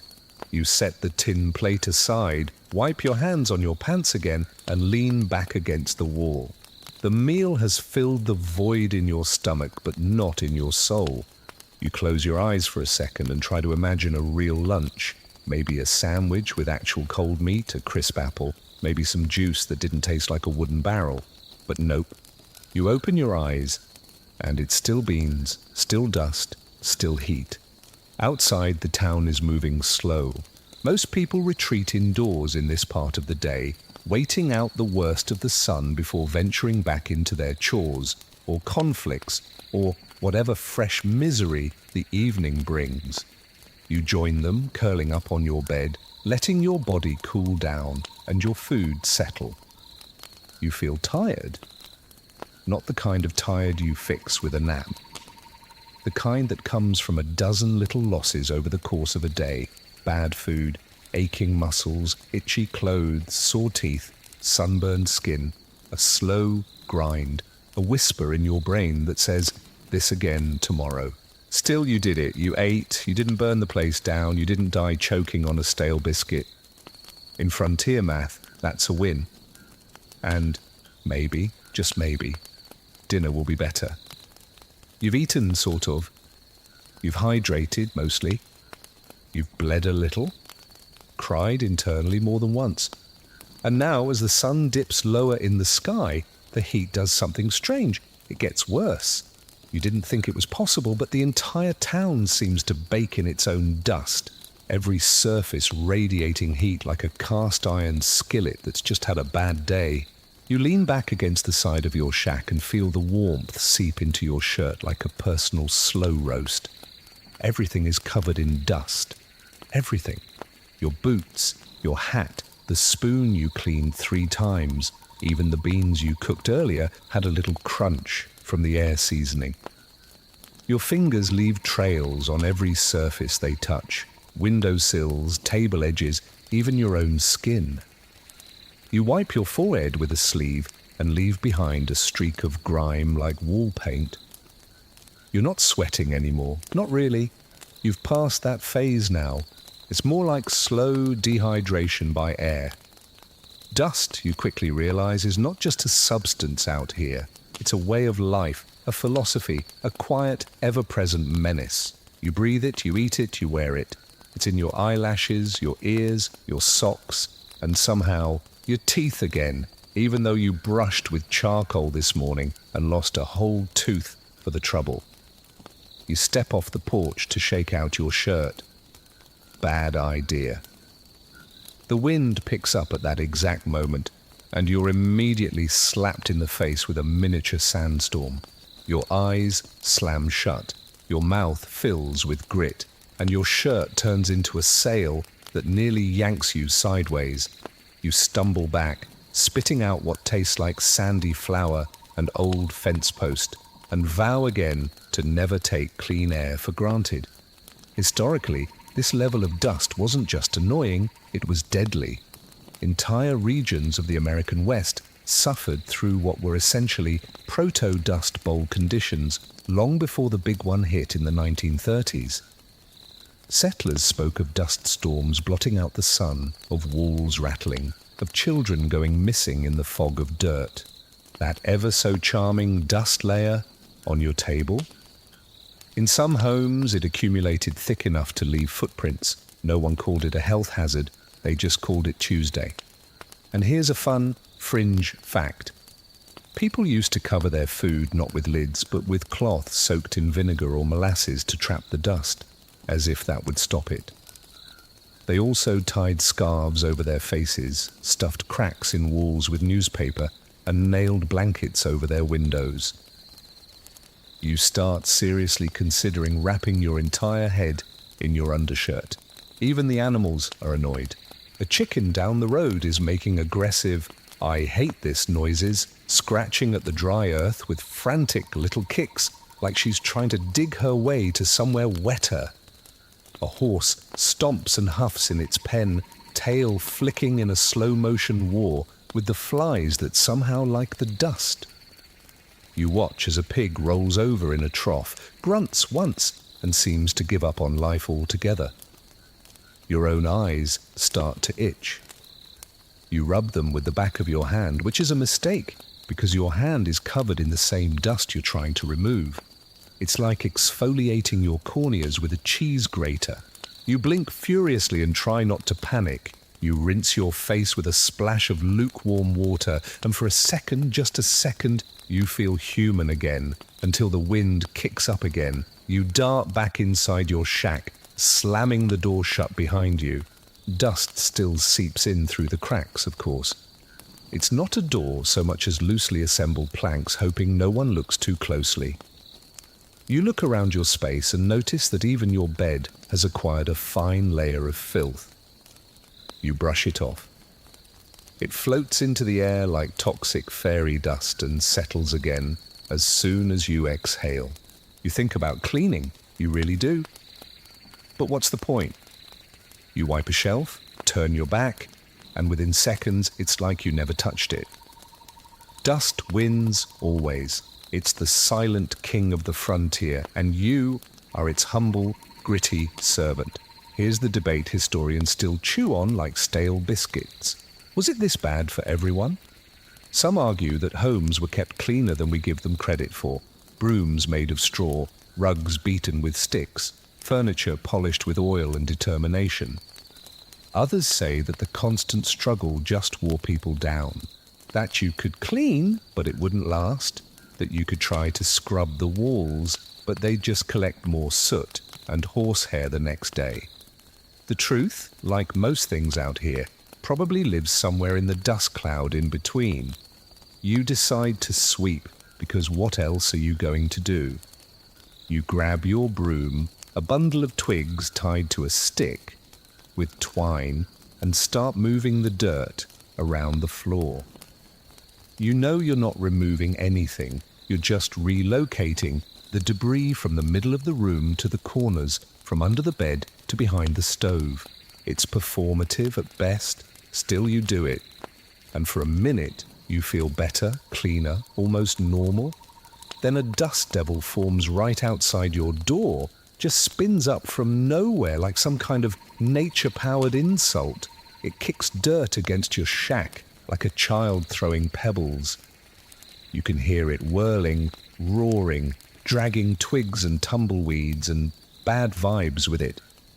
You freeze, broom in hand, and whisper to no one, not today. The wind dies down eventually, leaving behind silence and yet more dust. You sit on your bed, panting from sweeping and existential dread, and try not to cough. You fail. A short burst of hacking leaves you doubled over, tears leaking from the corners of your gritty eyes. You lie back. You stare at the ceiling. Even that has dust. How is that possible? You reach over, grab your canteen, and take another drink of tepid water. It tastes vaguely like burlap now. You can't remember if that's new, or if your tongue is just permanently coated. But the real kicker, you'll wake up tomorrow and do this again, and the dust will still be there. It's always there, settling quietly, invisibly, patiently, like it's waiting for you to give up trying. You roll onto your side, mutter something rude about nature, and close your eyes for a minute. Just a minute. The quiet doesn't last.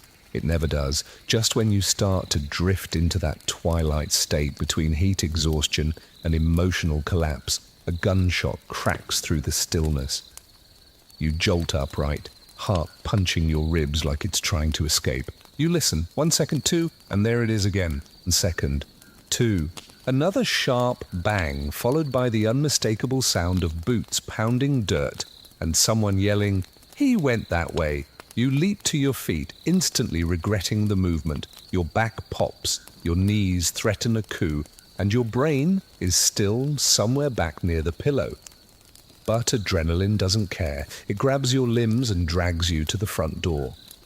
You pull it open and peer out, squinting into the golden haze of the late afternoon. The town is alive. Not the usual sluggish hum, but a chaotic, high-energy buzz. People rushing to windows, peering from behind barrels. Some just standing with crossed arms and amused expressions like, "Ah, this again?" You step out and flag down the nearest local, a teenage girl chewing on a stick of licorice like she's watching a stage show. "What happened?" you ask. "Someone robbed the post office," she says. "Not looking at you. Sheriff's mad. Someone said it was the Henderson boy, but I think it was that drifter in the yellow vest, or both. Or maybe just a squirrel. Honestly, no one knows." You blink. "The post office?" She nods, still watching the action. Took the mailbag and ran like he was on fire. Now they're forming a posse. You turn slowly. Sure enough, a cluster of townsfolk is gathering near the sheriff's office. There's the sheriff, Sheriff Thompson, leaning against the porch post with a rifle in one hand and a grimace in the other. You walk over cautiously. Sheriff Thompson is 72, wears glasses thicker than your boots, and has a limp that seems to alternate legs depending on the day. His badge is crooked, and his gun has a noticeable amount of dust on it. as if it hasn't been fired since the last leap year. He's not what you'd call an enforcer of justice. He's more like a mascot for the concept. Still, he's all you've got. "Sheriff," you say, tipping your hat politely. He squints at you. You want in? You blink. On what? The posse. He jerks a thumb toward the 4 men and 1 woman already saddling up. "We're going after the thief." You glance at the others. They look serious, determined, like they've done this before. You, on the other hand, have recently been defeated by beans, boots, a horse, and a mild breeze. "I don't have a horse," you say. He shrugs. "Borrow one or ride double. You consider your options. On one hand, staying behind means safety, relative quiet, and probably more beans. On the other hand, joining the posse might finally earn you some respect in this town or get you shot. But hey, at least that would be something new. "All right," you say before your brain can stop your mouth. "I'm in." Sheriff Thompson claps you on the back.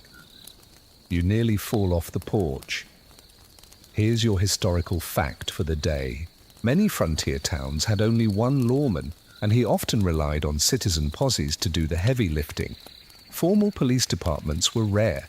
Justice was improvised. Posse members were neighbors, friends, sometimes just people who happened to be nearby. No training, no rules, just hope and a vague sense of vengeance. A quirky detail: some posses rode out with wanted posters in hand, pointing at the sketch like it was GPS. Never mind that the drawing looked like every man in the West: wide-brimmed hat, scowl, moustache. Still, it gave them a target and a sense of purpose. You borrow a horse from Tucker. Mildred again, because she's the only one who doesn't actively try to bite you. She seems irritated to be involved, but not surprised. You can relate. You climb into the saddle with minimal flailing, and the posse sets off. 5 horses clop down the main road, stirring up a trail of dust as dramatic as any movie scene. You're in the back, praying your thighs don't cramp again. The sheriff leads, eyes squinting into the horizon. And here's where things get vague. "Where are we going?" You ask the rider beside you, a tall man named Elias who hasn't spoken yet. "South?" he says. "Maybe west." "Any idea who we're chasing?" "Someone with a mailbag, that's all the info you're getting." You ride.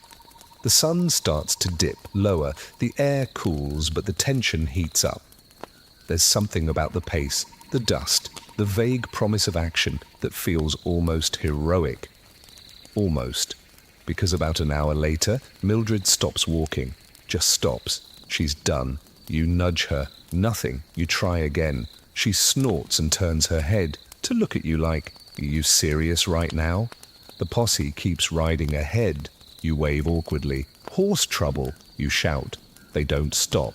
You dismount, lead her to a patch of shade, and sit beside her, panting. You're lost, alone, abandoned by your backup transportation, and still unsure who stole what. But at least you're not in town being judged. Posse work, you're starting to realize, is less about justice and more about drama. Historians debate whether these frontier posses actually accomplished much. Some did, many didn't. Most just rode out, wandered around, scared some wildlife, and rode back with a story. The point wasn't always to catch the guy, it was to try. And here you are, trying. You sit back, hat tipped low, chewing on a blade of grass that tastes like old wagon wheels, watching the horizon just in case the real West decides to show you something. Maybe the sheriff will find the thief, maybe he won't. Maybe this was all a distraction from the dust. Either way, you've earned your badge, even if it's imaginary. You return to town just after sunset, sore, horsesick, and entirely posse-less. No one waited. No one came back for you. You and Mildred limped home alone, 2 disgruntled survivors of an adventure that never really happened. The thief, whoever he was, is long gone. Maybe he's halfway to the next town by now, sitting smugly on a stolen sack of mail, reading someone else's love letter and wondering if he can pawn a bunch of grain invoices. Meanwhile, you're dragging your boots through the dirt, hat drooping, heart bruised, and dignity held together by 3 threadbare thoughts. You're almost to your shack when it happens. You feel a bump, then a hand in your coat pocket. You freeze, twist, spin. Too late. There's a kid, maybe 12, maybe 10, definitely chewing something sticky and grinning like the devil, bolting away from you, arms pumping, one fist clutching your only remaining coin purse. You stand there stunned, watching your last bit of frontier wealth bounce away into the shadows. "Hey!" you shout, but it comes out more as a pathetic wheeze than a roar. The kid turns mid-sprint and calls back, "Thanks, city slicker." Then he's gone, disappeared behind a stack of barrels and through an alley like a feral ghost in suspenders. You don't chase him. You want to, but your legs are jelly, your boot has started rubbing the exact same blister you already had, and your soul just doesn't have the motivation anymore. You lean against the nearest post and exhale so hard it stirs the dust around your knees. Robbed by a child, a sticky, shoeless, possibly toothless child. You slump onto the porch step and take inventory of your losses. One coin purse, one ego, one last shred of belief that today might turn around. You look up at the stars not because you're feeling poetic, but because they're the only thing that hasn't actively tried to ruin your life in the past 8 hours. A few townsfolk pass by and give you sympathetic nods. This isn't unusual, apparently. Frontier towns were breeding grounds for young opportunists, kids who learned early that there was no such thing as a safety net. No schools, no daycare, no bedtime stories, just survival and clever fingers. Most of them worked helping on farms, sweeping floors, mucking stalls. But a few found quicker ways to make a living. Historically, pickpocketing was a real problem in frontier settlements. Children were often involved, not because they were naturally criminal, though that grin sure said otherwise, but because they were ignored, overlooked, underestimated. The perfect storm. Some even worked in teams, one to distract, one to steal, one to run. You suspect you just met Team Run. The worst part? He probably didn't even need the money. He probably just wanted to see if he could do it. And he did, perfectly. Here's your weird fringe fact of the day. In some towns, they actually had local kids trained as pickpockets by lawmen. Not to steal for real, but to test the townsfolk. A sort of frontier security system. If you can't catch a 9-year-old lifting your pocket, you don't deserve that wallet. Or so the logic went. Of course, most of those kids train themselves right into real crime, because once you know how to take something, why stop? You're still fuming when the sheriff walks by, chewing on a piece of jerky and whistling something tuneless. "Sheriff!" you shout, rising from the step with the urgency of a man who's just had enough. He glances over. "You're alive," he says. "Didn't think we'd see you again. I got robbed, you say," pointing down the alley. "By a child." Sheriff Thompson raises an eyebrow. "Was it the little one with the red cap?" You pause. "Yeah." He nods. "That's Otis. He's good. That's it?" you ask, arms flailing now. "He's good?" "Better than most men I know," he shrugs. "Besides, he only takes from folks who won't miss it." You gape. "That was everything I had." The sheriff considers this. "Then you probably shouldn't have been carrying it around." And just like that, he keeps walking. You sit back down, stunned into silence. You've officially been outmatched by a child and philosophically dismissed by a lawman in a single sentence. You let out a sigh so deep it might qualify as a prayer. There's a little boy across the street watching you, maybe 6. He lifts a stick in salute, like he's paying tribute to your defeat. You salute back, might as well earn some respect from the youth class. And here comes the scholarly debate to rub some salt in your wound. Some historians argue that these frontier towns were more community-based than we think, that folks looked out for each other, helped the less fortunate, shared meals. Others point to crime records, vigilante justice, and anecdotal chaos as proof that it was every person for themselves. You're leaning hard into the chaos camp right now because you just got fleeced and the sheriff congratulated your thief. Back inside your shack, you flop down on your cot. The springs creak like a warning, and dust puffs up in small ghosts. You stare at the ceiling and imagine what that kid's doing now, counting your coins, buying licorice, starting his own gambling ring. You reach into your other pocket. Nothing. Empty. Not even lint. It's almost impressive. You think about trying to sleep, but you're still too angry. Not the explosive kind of angry, just the defeated kind. The kind that simmers behind your eyes and makes you question every life choice that led you here, especially the one where you thought the Wild West would be a simpler life. You've learned a hard truth today. There's always someone faster, sneakier, and smaller than you, and sometimes they're sticky-fingered urchins who know how to vanish between water barrels. You laugh a little, against your will, just a dry, dusty chuckle. Because what else can you do? You got robbed by a child and no one's surprised but you. You don't sleep that night. Not really. You lie on your lumpy excuse for a mattress, listening to the creaking of old wood, the scratching of rodents in the rafters, and the occasional wind-blown whisper of the town shifting in its sleep. But your mind won't shut off. Every time your eyelids droop, you see that smug little thief's face again, grinning, coin purse in hand, running off like he's the mayor of Mischiefville. You toss, you turn, you plot elaborate revenge scenarios that mostly involve glue, a rope, and a wagon wheel. Eventually, somewhere between your fourth and fifth revenge fantasy, you doze off for maybe 20 minutes. You wake up to the sound of something brushing against your door. Not knocking, not scratching, brushing, like a slow, dry rustle. You sit up, every muscle in your body immediately, reminding you of the things you did yesterday, particularly the horse-related ones. You wince. You shuffle over to the door. You open it slowly. There on the porch, staring at you with deadpan disinterest, is a snake, a rattlesnake. It's coiled half on, half off the wooden planks, head lifted slightly, tongue flicking. Its tail buzzes once, just enough to say, "I'm not in the mood, but I could be." You freeze. It freezes. For a brief second, you and the snake are having a conversation in absolute silence. The topic, how fast can you run in boots? You slowly shut the door. You back away. Okay, you whisper to no one. We live here now. You pace. You sit. You grab your boot, your one weapon in reach, and hold it like a club.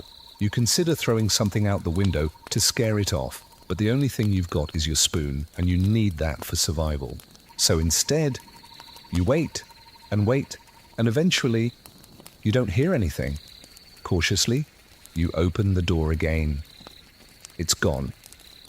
This should be a relief, but somehow it's worse, because now you don't know where it is. You step outside and look both ways like you're crossing a busy street. No snake in sight. But the paranoia has rooted itself deep in your chest. Every stick, every rustle, every passing tumbleweed now has a sinister, snaky undertone. You head toward the well, needing water, still jumpy, eyes darting to every shadow. And that's when you nearly step on a Gila monster. That's right. The thick, slow-moving lizard that looks like it was designed by someone who really wanted to ruin your morning. It just lies there in the dust, beady eyes blinking, tail curled like a sleeping sausage. You freeze again, muscles locking up like a broken trap. It doesn't move, it just stares. You're not sure if it's poisonous, venomous, or just grumpy, but you're not about to find out. You back away again, slowly, like you're in some Wild West version of a nature documentary titled Things That Would Like You Dead or Dying. Historically, snakes and venomous creatures were a genuine daily threat on the frontier. Rattlesnakes were everywhere, under porches, in boots, behind water barrels. Settlers learned early to shake out their shoes, keep bedrolls off the ground, and always carry a stick when walking through tall grass. Bites were common, antivenom was not. Your treatment options included whiskey, screaming, or amputation if you were lucky enough to have a very confident neighbor with a sharp saw. And then there were the myths, old cowboy tales about cutting X's into the wound, sucking out the venom, or rubbing it with chewed tobacco. None of these worked, but they kept people busy while they waited to either get better or get buried.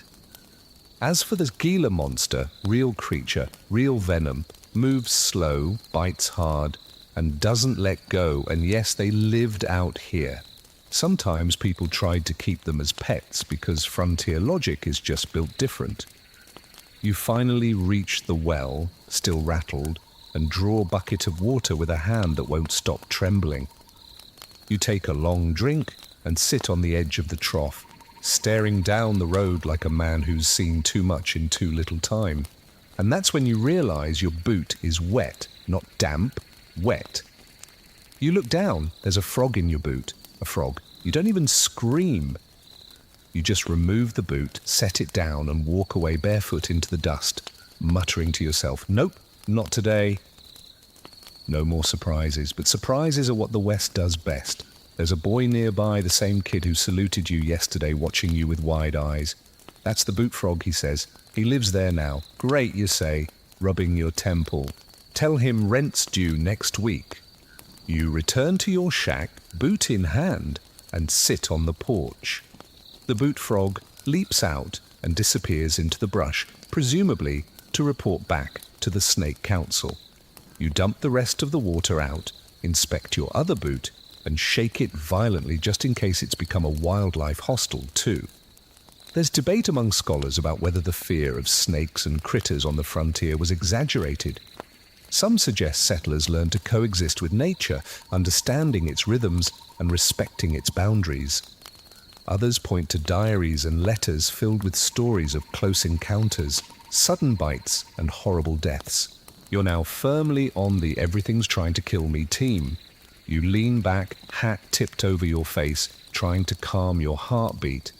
But the truth is, you're on edge. Every corner might hide fangs. Every shoe could be rented out to an amphibian. You miss floors, you miss screens. You miss a world where creatures didn't surprise you. But this is the West. And out here, the wildlife is less peaceful nature and more armed standoff. Still, you survived again. Just maybe next time check your boots before you put them on.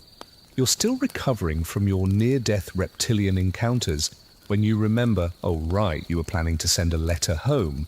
Remember letters? Those things with paper, pens, and your rapidly disappearing literacy skills?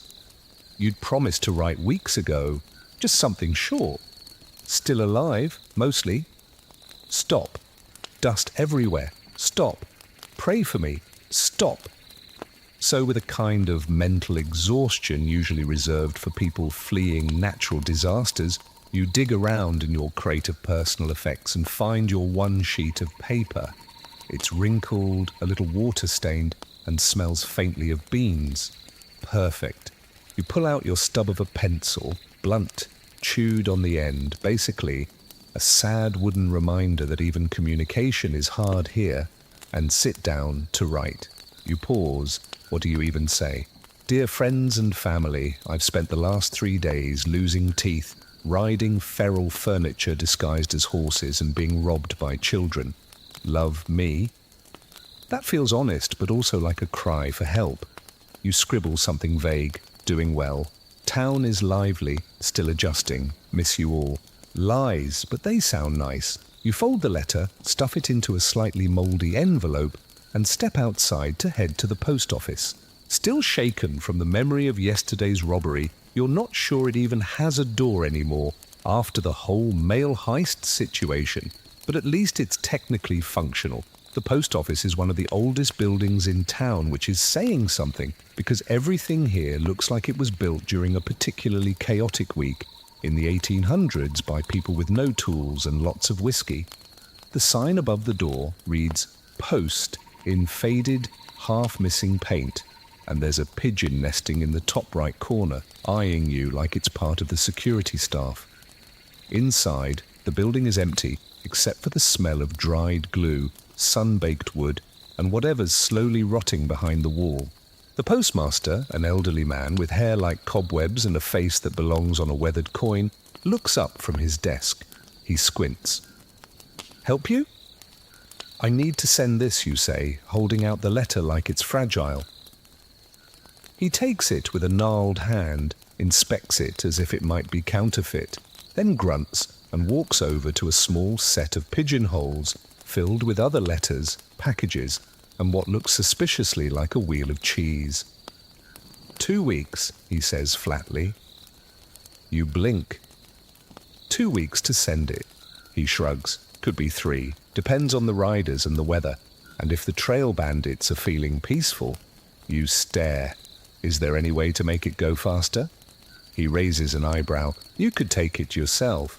But then who would I blame when it doesn't get there? Fair point. Welcome to the glorious age of frontier communication. Everything moves at the speed of hope. You drop a coin into the wooden tray, your backup coin hidden from pickpockets, which now feels like your last tie to the civilized world, and walk back out, wondering if your letter will arrive before the next full moon.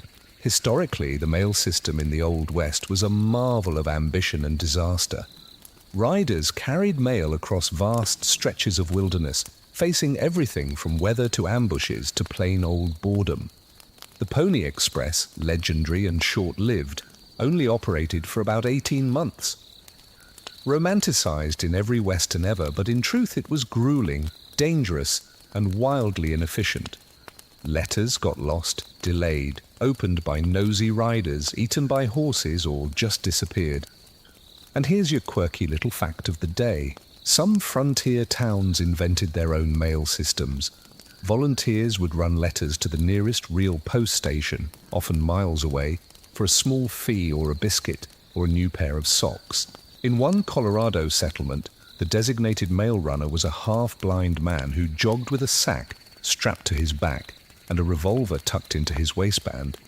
His motto was, "If I trip, shoot the letter." Not exactly inspiring, but probably effective. Back in town, you head toward the general store to restock your writing supplies, only to discover that they're out of paper again. Mrs. Everly shrugs when you ask. "Sold the last of it to the church folks," she says. "They're printing hymnals," you sigh. "Any idea when you'll get more?" Well, she raises one eyebrow. "You think I got a telegraph to the paper fairy?" Which reminds you, there is a telegraph office in town. You've never used it, mostly because it costs more than your entire weekly ration of beans and is operated by a man who types like he's angry at the alphabet. But desperate times, right? You find the telegraph office wedged between the undertaker's parlour and the building labelled simply Guts. Subtle. Inside, it's all clicking and tapping, and the operator, a wiry man with wild eyebrows and suspenders holding up pants 3 sizes too big, barely glances at you. "Message?" he grunts, fingers hovering over the key. You hesitate. What do you say in a telegram? Every word costs money, and you only have a few coins left. You think for a second, then mutter, "Tell them alive, send money or socks." He nods, types it out in a flurry of clicks, then tells you the cost. Too much. You pay anyway, because the thought of getting a pair of socks in the mail is the most hope you've had in days. Outside, the sky has turned a lazy orange, the air soft with evening wind, and you wonder truly how anyone kept in touch at all back then. Every message is a gamble, every letter a leap of faith. No texts, no calls, just ink, hope, and weeks of waiting. And here's the kicker. Historians still debate how connected people really felt on the frontier. Some argue letters were cherished, read and reread, until the ink faded. Others suggest that many folks just gave up. That distance became normal. That silence was easier than the heartbreak of a letter that never came. You walk back home empty-handed, a little more lonely than before.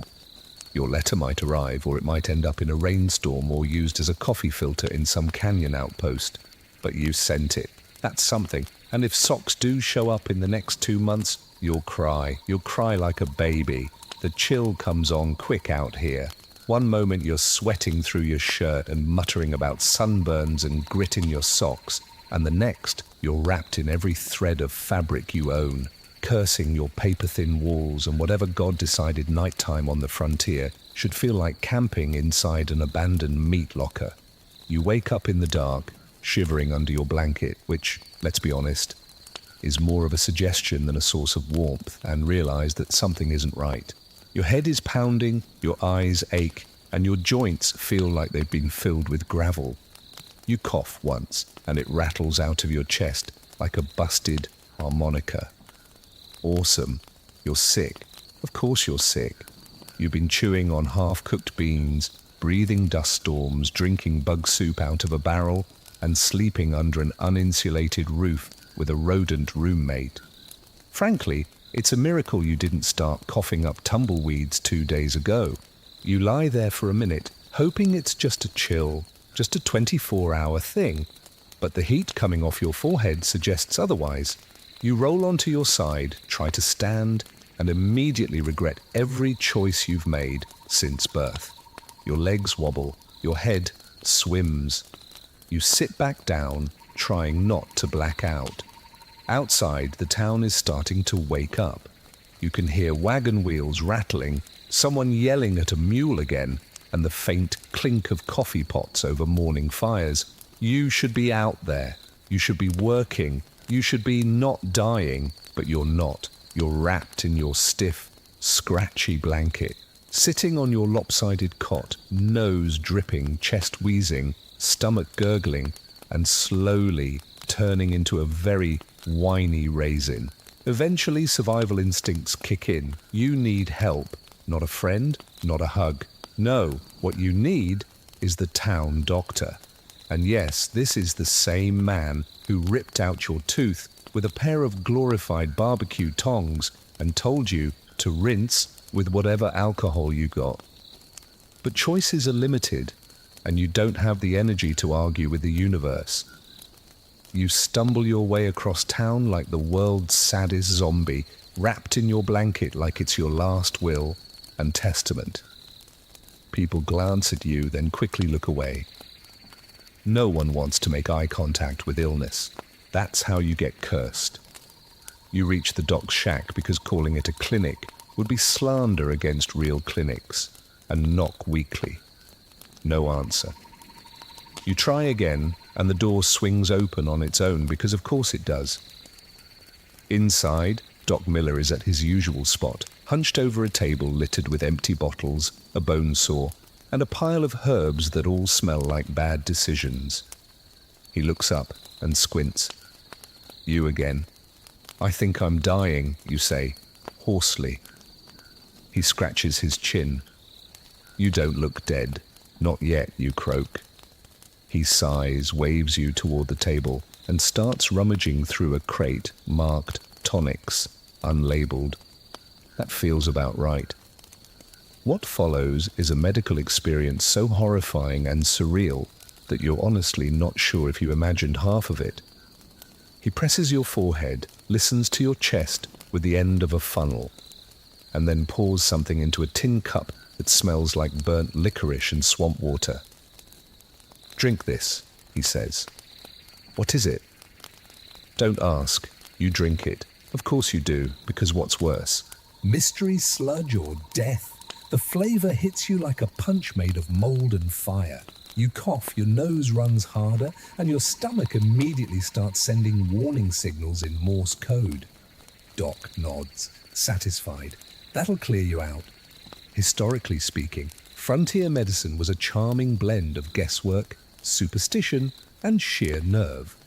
There were no antibiotics, no real understanding of infection. Doctors did what they could with herbs, whiskey, and trial and error techniques that killed almost as many people as they cured. Fever, try leeches. Broken bone, splint it and hope. Typhoid? Best of luck. Here's your quirky medical fact for the day. Some frontier remedies included hot turpentine poultices, arsenic tonics, and snake oil, which was literally oil from snakes or whatever the travelling salesman could bottle and lie about. People drank kerosene for coughs, rinsed wounds with brandy. If you lived, great. If not, there was always a pine box out back. Back in the present, Doc Miller wraps something pungent around your neck, a cloth soaked in what smells like turpentine and regret, and tells you to sweat it out, which means go home, bundle up, and let the fever do its thing. You stumble back to your shack, curl into a ball, and spend the next several hours bouncing between chills and sweats, like you're trying to roast and freeze yourself at the same time. You hallucinate at some point. You're pretty sure you see a talking goat at the end of your bed. He tells you your boots are ugly. You don't disagree. Eventually, your fever breaks. You wake up drenched in sweat, wrapped in your soggy blanket, and feeling like you've been steam cleaned by a demon. But you're breathing, barely. You sit up, you ache. Your mouth tastes like that tonic still trying to escape. But you're not dead.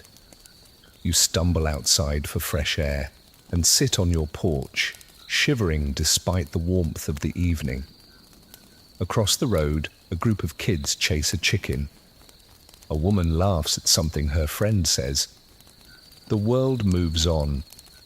You, survivor of your own mucus apocalypse, feel like you've been through a war. Scholars still argue how many illnesses were fatal on the frontier and how many people simply toughed it out.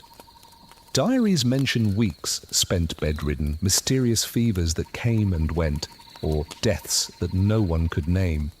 The line between recovering and funeral was often paper thin and covered in phlegm.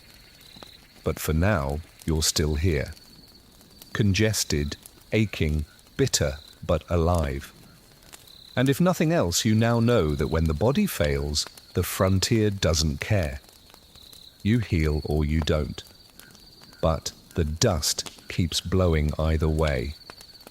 Just when you think the worst is over, your fever broken, your stomach no longer staging revolts, your lungs clear enough to breathe without sounding like a haunted accordion, you remember one small but critical fact about the frontier. Nature doesn't wait for you to feel better. And now that the sun's dipping low and the air is finally shifting from furnace to tolerably warm, it's time for your next trial. You step outside your shack for some fresh air, hoping to celebrate being among the living again, and you are immediately assaulted by a buzzing sound so loud it feels personal. Mosquitoes. You swat reflexively, but it's already too late. One of them's bitten your neck, and another's landed directly on your knuckle, smirking as it digs in. You flail, you slap, you twist, like a man possessed, but they are relentless. Tiny airborne vampires with no sense of personal boundaries and an unshakable work ethic. You flee back inside and slam the door shut behind you, only to realize that a few have followed you in, gliding like smug little demons through the cracks in the walls. You stand still for a second, listening to the whine of wings circling your head, and suddenly you are filled with the kind of primal rage typically reserved for betrayal and stolen pie. You grab your boot, freshly frog-free, and begin swatting. 10 minutes later, your shack smells like sweat and desperation, and your arms are sore from swinging wildly at the air. You've managed to kill maybe 3 of them, maybe. But you know there are more waiting, watching, planning their next assault. You try to sit still. Maybe if you don't move, they'll leave you alone. That's a lie. You're breathing. That's all they need. You wrap yourself in your blanket like a burrito of misery and regret, leaving just your nose exposed. They find your nose immediately. Historically, mosquitoes were more than just irritating, they were deadly. Out on the frontier, they weren't just a nuisance buzzing in your ear while you tried to sleep. They were full-on disease delivery systems. Malaria and other mosquito-borne illnesses ravaged communities with no warning, especially near standing water, swamps, or slow-moving rivers. And guess what your town has right behind the stables? A perfectly disgusting little swampy creek. Great. Fun fact, the term mosquito bar wasn't a place to drink. It was a gauzy net that people hung around their beds to keep the bugs out, if they could afford it. Most couldn't. Instead, they smeared their skin with anything they thought might repel the bugs. Mud, bear fat, vinegar, onion juice. Some even believed smoke from a dung fire kept mosquitoes away. You're not quite desperate enough to try that last one yet. You light a stub of a candle and wave it around like that'll help. It doesn't. You consider burning sage, but the only herb you have is something Doc Miller gave you that smells like sadness and probably makes hallucinations worse. You also have one lemon, shriveled and tragic, and you briefly think about rubbing it on your arms. Why not? You already smell like old laundry. You step outside again, armed with a blanket and your lemon, hoping the cooler night air might be safer. It is not. The mosquitoes are worse now, bolder. The breeze stirs them into little clouds, dancing on the wind like confetti from the devil's birthday party. They land on your cheeks, your neck, your eyelids.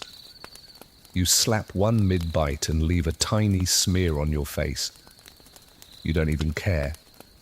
It's war now, and the worst part? It's not just mosquitoes.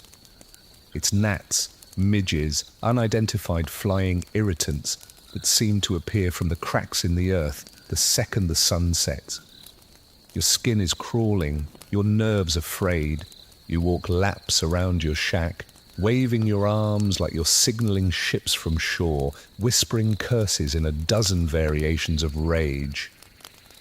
This is what bedtime looks like now. The bugs always come out at night. The sun goes down and suddenly you're on the menu, when you never realize just how many crevices you had on your body until each one is bitten individually and with great enthusiasm. There's debate among historians about how people coped with this. Some say folks just learned to live with the bites, scratching through the night and praying not to get infected. Others say entire homes were rebuilt to reduce the number of entry points, double shutters, thick cloth over windows, doors sealed with oil-soaked rags. You try to shove a pair of socks into the gap beneath your door. It helps for all of 2 minutes. You finally climb under your blanket again, using your hat to cover your face, swearing softly with every new bite. The sound of buzzing near your ear triggers a full-body shiver. You swat. You miss. You lay there in silence, waiting, listening. Nothing. You relax. Bzzz. You scream into your hat. You try distraction. You hum. You tell yourself stories. You count backwards from 100, imagining a world where bugs were just scenery and not your mortal enemies. But your legs itch. Your scalp itches. Your entire being is a battlefield of welts and paranoia. You sit up and dump your boot just to make sure no bugs are inside. A spider falls out. Of course it does. You laugh out loud. Just a single, broken, sleepless laugh into the night air. And as if summoned by your descent into madness, the wind dies completely. The air becomes perfectly still. The mosquitoes celebrate by throwing a rave directly around your head. You give up. You go outside, sit on your porch, and let them eat you. If this is your fate, so be it.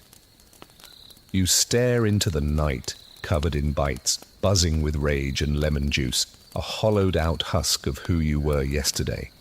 Eventually, the breeze returns, the temperature drops, the bugs retreat, maybe full, maybe just tired. You sit there, eyes glazed, body twitching with phantom itches. You survive the bite apocalypse, barely. Morning breaks, not with gentle light or the peaceful chirping of birds, but with a donkey braying directly outside your window, like it's trying to summon the end times. You jolt upright, your arms covered in mosquito bites, your eyes puffy from exactly 2 hours of sleep. and your brain already simmering with a headache born from equal parts exhaustion and mild blood loss. You shuffle to the door and peek outside. There it is, the donkey, standing in your yard like it owns the place, chewing something that may or may not be a shirt. It stares at you with blank, soulless eyes and lets out another piercing, eardrum-violating screech. You slam the door shut and lean against it. You can't. Not today. But the frontier doesn't ask if you're ready. The frontier requires your task today, laundry. Now you may think, how hard could that be? But out here, laundry isn't just a chore. It's an entire event, like a sporting competition for people who hate comfort. There's no washer, no detergent pods, no delicate cycle. There's a barrel, a bar of lye soap, a metal washboard that could shred cheese, and a pair of arms that barely work after yesterday's bug-induced flailing. You gather your laundry, your one shirt, your nearly sentient socks, and the trousers that now have more dust than thread.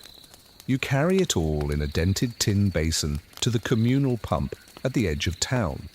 It's already occupied by 3 other people, a woman scrubbing with the vengeance of a betrayed goddess, a boy who looks like he's doing it as punishment, and an old man who may have been born at this wash station and simply never left.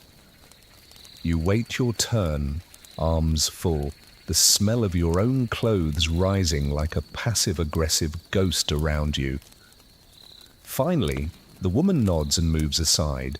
You step up, pump the handle a few times, and ice-cold water gushes into the basin, splashing over your hands and instantly waking up nerves you thought had died last week. You drop in your clothes, add a chunk of soap, and begin scrubbing like your life depends on it, which frankly, it might. Laundry on the frontier wasn't weekly, it wasn't even bi-weekly. It happened when the dirt reached critical mass or the smell was strong enough to kill flies mid-air. Lye soap was homemade, usually with animal fat and wood ash, and had all the gentleness of sandpaper. Your hands burn, your knuckles scrape, you swear you can hear your shirt weeping. The washboard is effective, sure, but it also feels like you're punishing the fabric for existing. You slap the shirt against the board again and again, watching brownish-grey water swirl in your basin. A splash hits your face. You taste it. It is unwise. Fun historical fact, many frontier folks did laundry with boiling water, especially for underthings and linens. Boil it, beat it with a paddle, rinse it, wring it out, and then, if you're lucky, hang it in the sun and hope no birds decide to leave comments on your hard work. You don't have boiling water. You don't even have clean water. You settle for cold and semi-wet, which is about as good as it gets today. After what feels like hours, your clothes are marginally cleaner. They're at least damp instead of crusty, and that counts as progress. You drag your basin over to the rope line behind your shack, strung between 2 poles that lean like they're trying to escape, and hang each item up with clothespins so old they're more suggestion than hardware. And then the wind picks up. You stand there watching your shirt flap like a flag of surrender, praying it doesn't blow away. You turn around to pin your socks and whoosh, your shirt sails off the line and into a patch of dried thistle, like a dramatic diva making an exit. You chase it. Of course you do. Through the thistles, over a rock. You trip, land flat on your face. Stand back up with a mouthful of dirt and 2 fresh scratches on your arms, but you get it. You get the shirt. You hold it up in victory just as it catches on a branch and tears a 6-inch gash under the armpit. You stare at the tear. The shirt stares back. You whisper, "You're lucky I don't burn you." Sewing repairs are now part of your to-do list.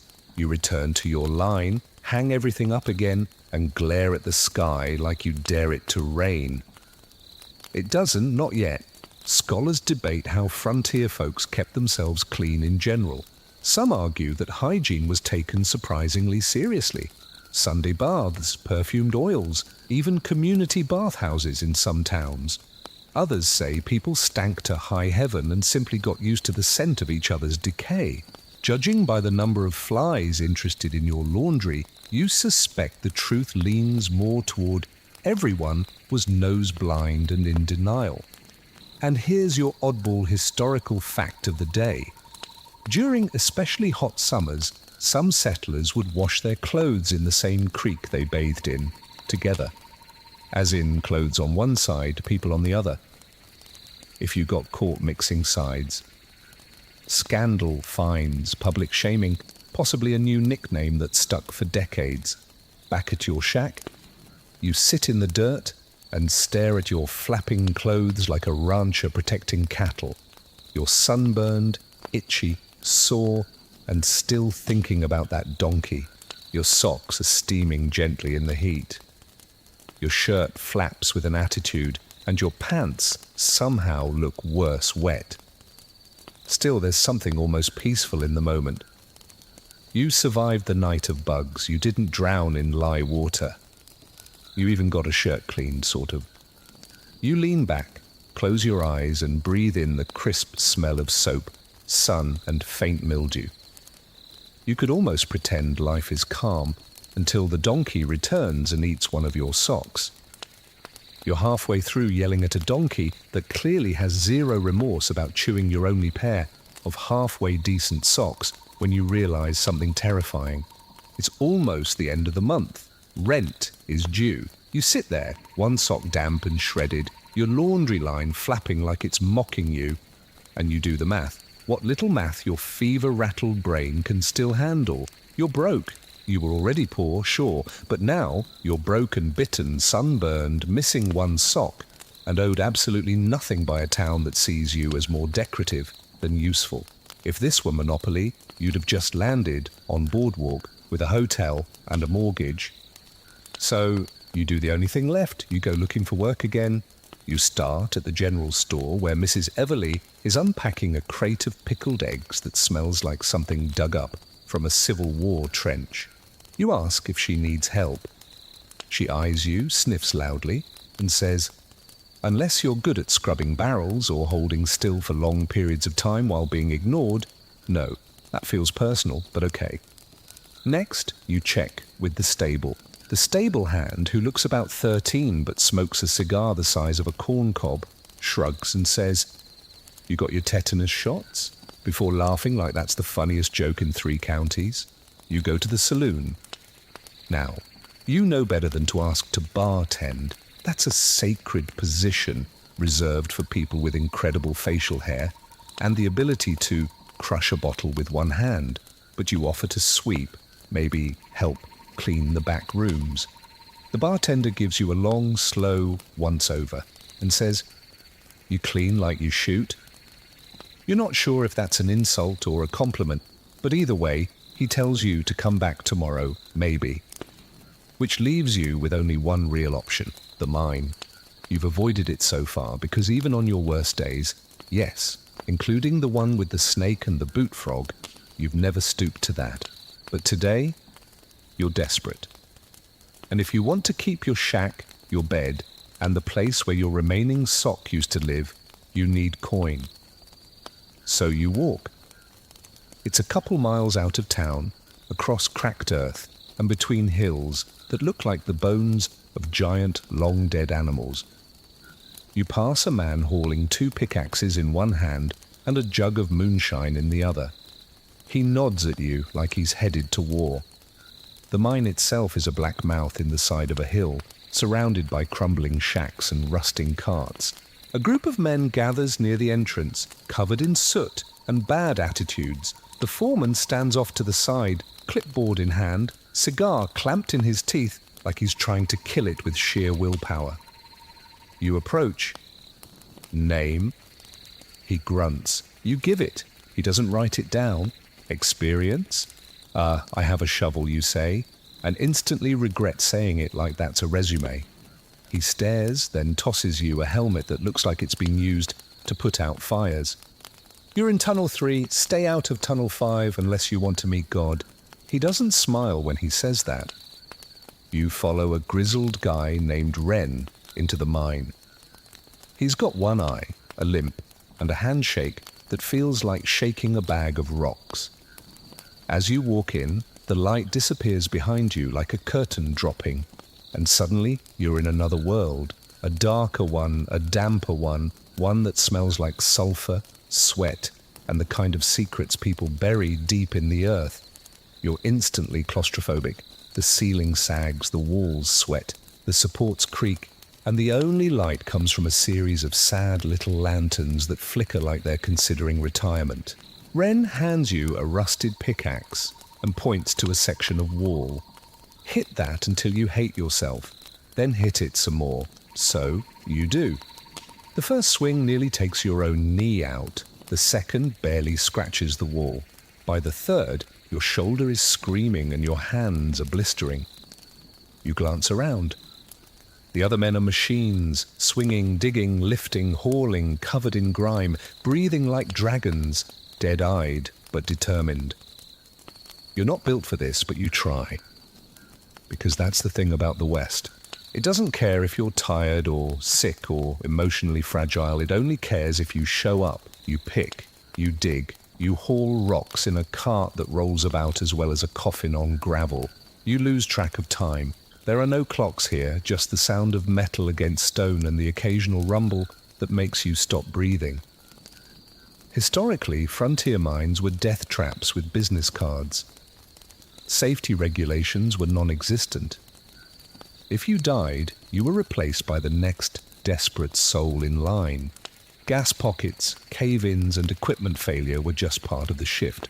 People joked that if you made it to payday with all 10 fingers, you deserved a bonus. Quirky fact, some miners brought canaries not for song, but as living alarm systems. If the bird died, you left fast. You look around, no birds in sight, just one guy coughing like he's been inhaling gravel since birth, and another with fingers so blackened it's unclear if he's wearing gloves or just cursed. Hours pass, maybe. Your arms feel like wet rope. Your shirt clings to your back with a mix of sweat and rock dust. Your eyes sting. Your mouth is dry. You've drunk all your water. You think you might be hallucinating a bit. Either that, or someone is humming Camptown Races off-key in Tunnel 2. Eventually, the foreman shouts, and the men start trudging back toward daylight like a group of filthy ghosts. You follow them, blinking as the light stabs your retinas. You're sunburned and soot-covered now, a rare achievement. Back at the foreman's shack, he drops 2 silver coins into your hand. 2. For 6 hours of manual labor and permanent shoulder damage. You stare at them. "Don't spend it all in one place," he says, without a hint of irony. You walk back to town slowly, coins tucked deep into your pocket like sacred relics. It's not much, but it's rent, maybe, and more than that, it's survival. Barely. You don't even make it to your porch before you collapse. Your body gives up roughly 10 feet from the front door, knees buckling like cheap scaffolding, face narrowly missing a pile of donkey droppings. You just lie there for a minute, cheek in the dirt, arms splayed like a dropped puppet, 2 silver coins pressed into your palm so tightly they've left little sunburned imprints. You don't have the strength to move. A tumbleweed rolls past and pauses like it's judging you. That's fine. Let it. Everyone else has. Eventually, you crawl. Yes, crawl the rest of the way home and flop onto your cot like a fish that's just given up. You're coated in a thin, glistening film of sweat, dust, and mine grime. You can taste the rock dust in your teeth. You're not even sure how it got there, probably through your ears. Everything hurts, including places you didn't know had nerve endings. You try to lift your arm. It says no. You try to roll over. Also, nope. So you just lie there watching the cracked ceiling, thinking, I worked 6 hours to earn enough money to buy 1 chicken or 3 candles, or half a bucket of clean water, maybe, if you haggle, and still pay extra for the bucket. You glance at your laundry line through the warped window. Your clothes are still there somehow. Your remaining sock has survived another day. Small blessings. You also notice that the donkey is back, and now chewing on something that might have once been your journal. You make a mental note to eat that donkey one day, or at least name it something rude. After what feels like an eternity, your stomach growls loudly with conviction.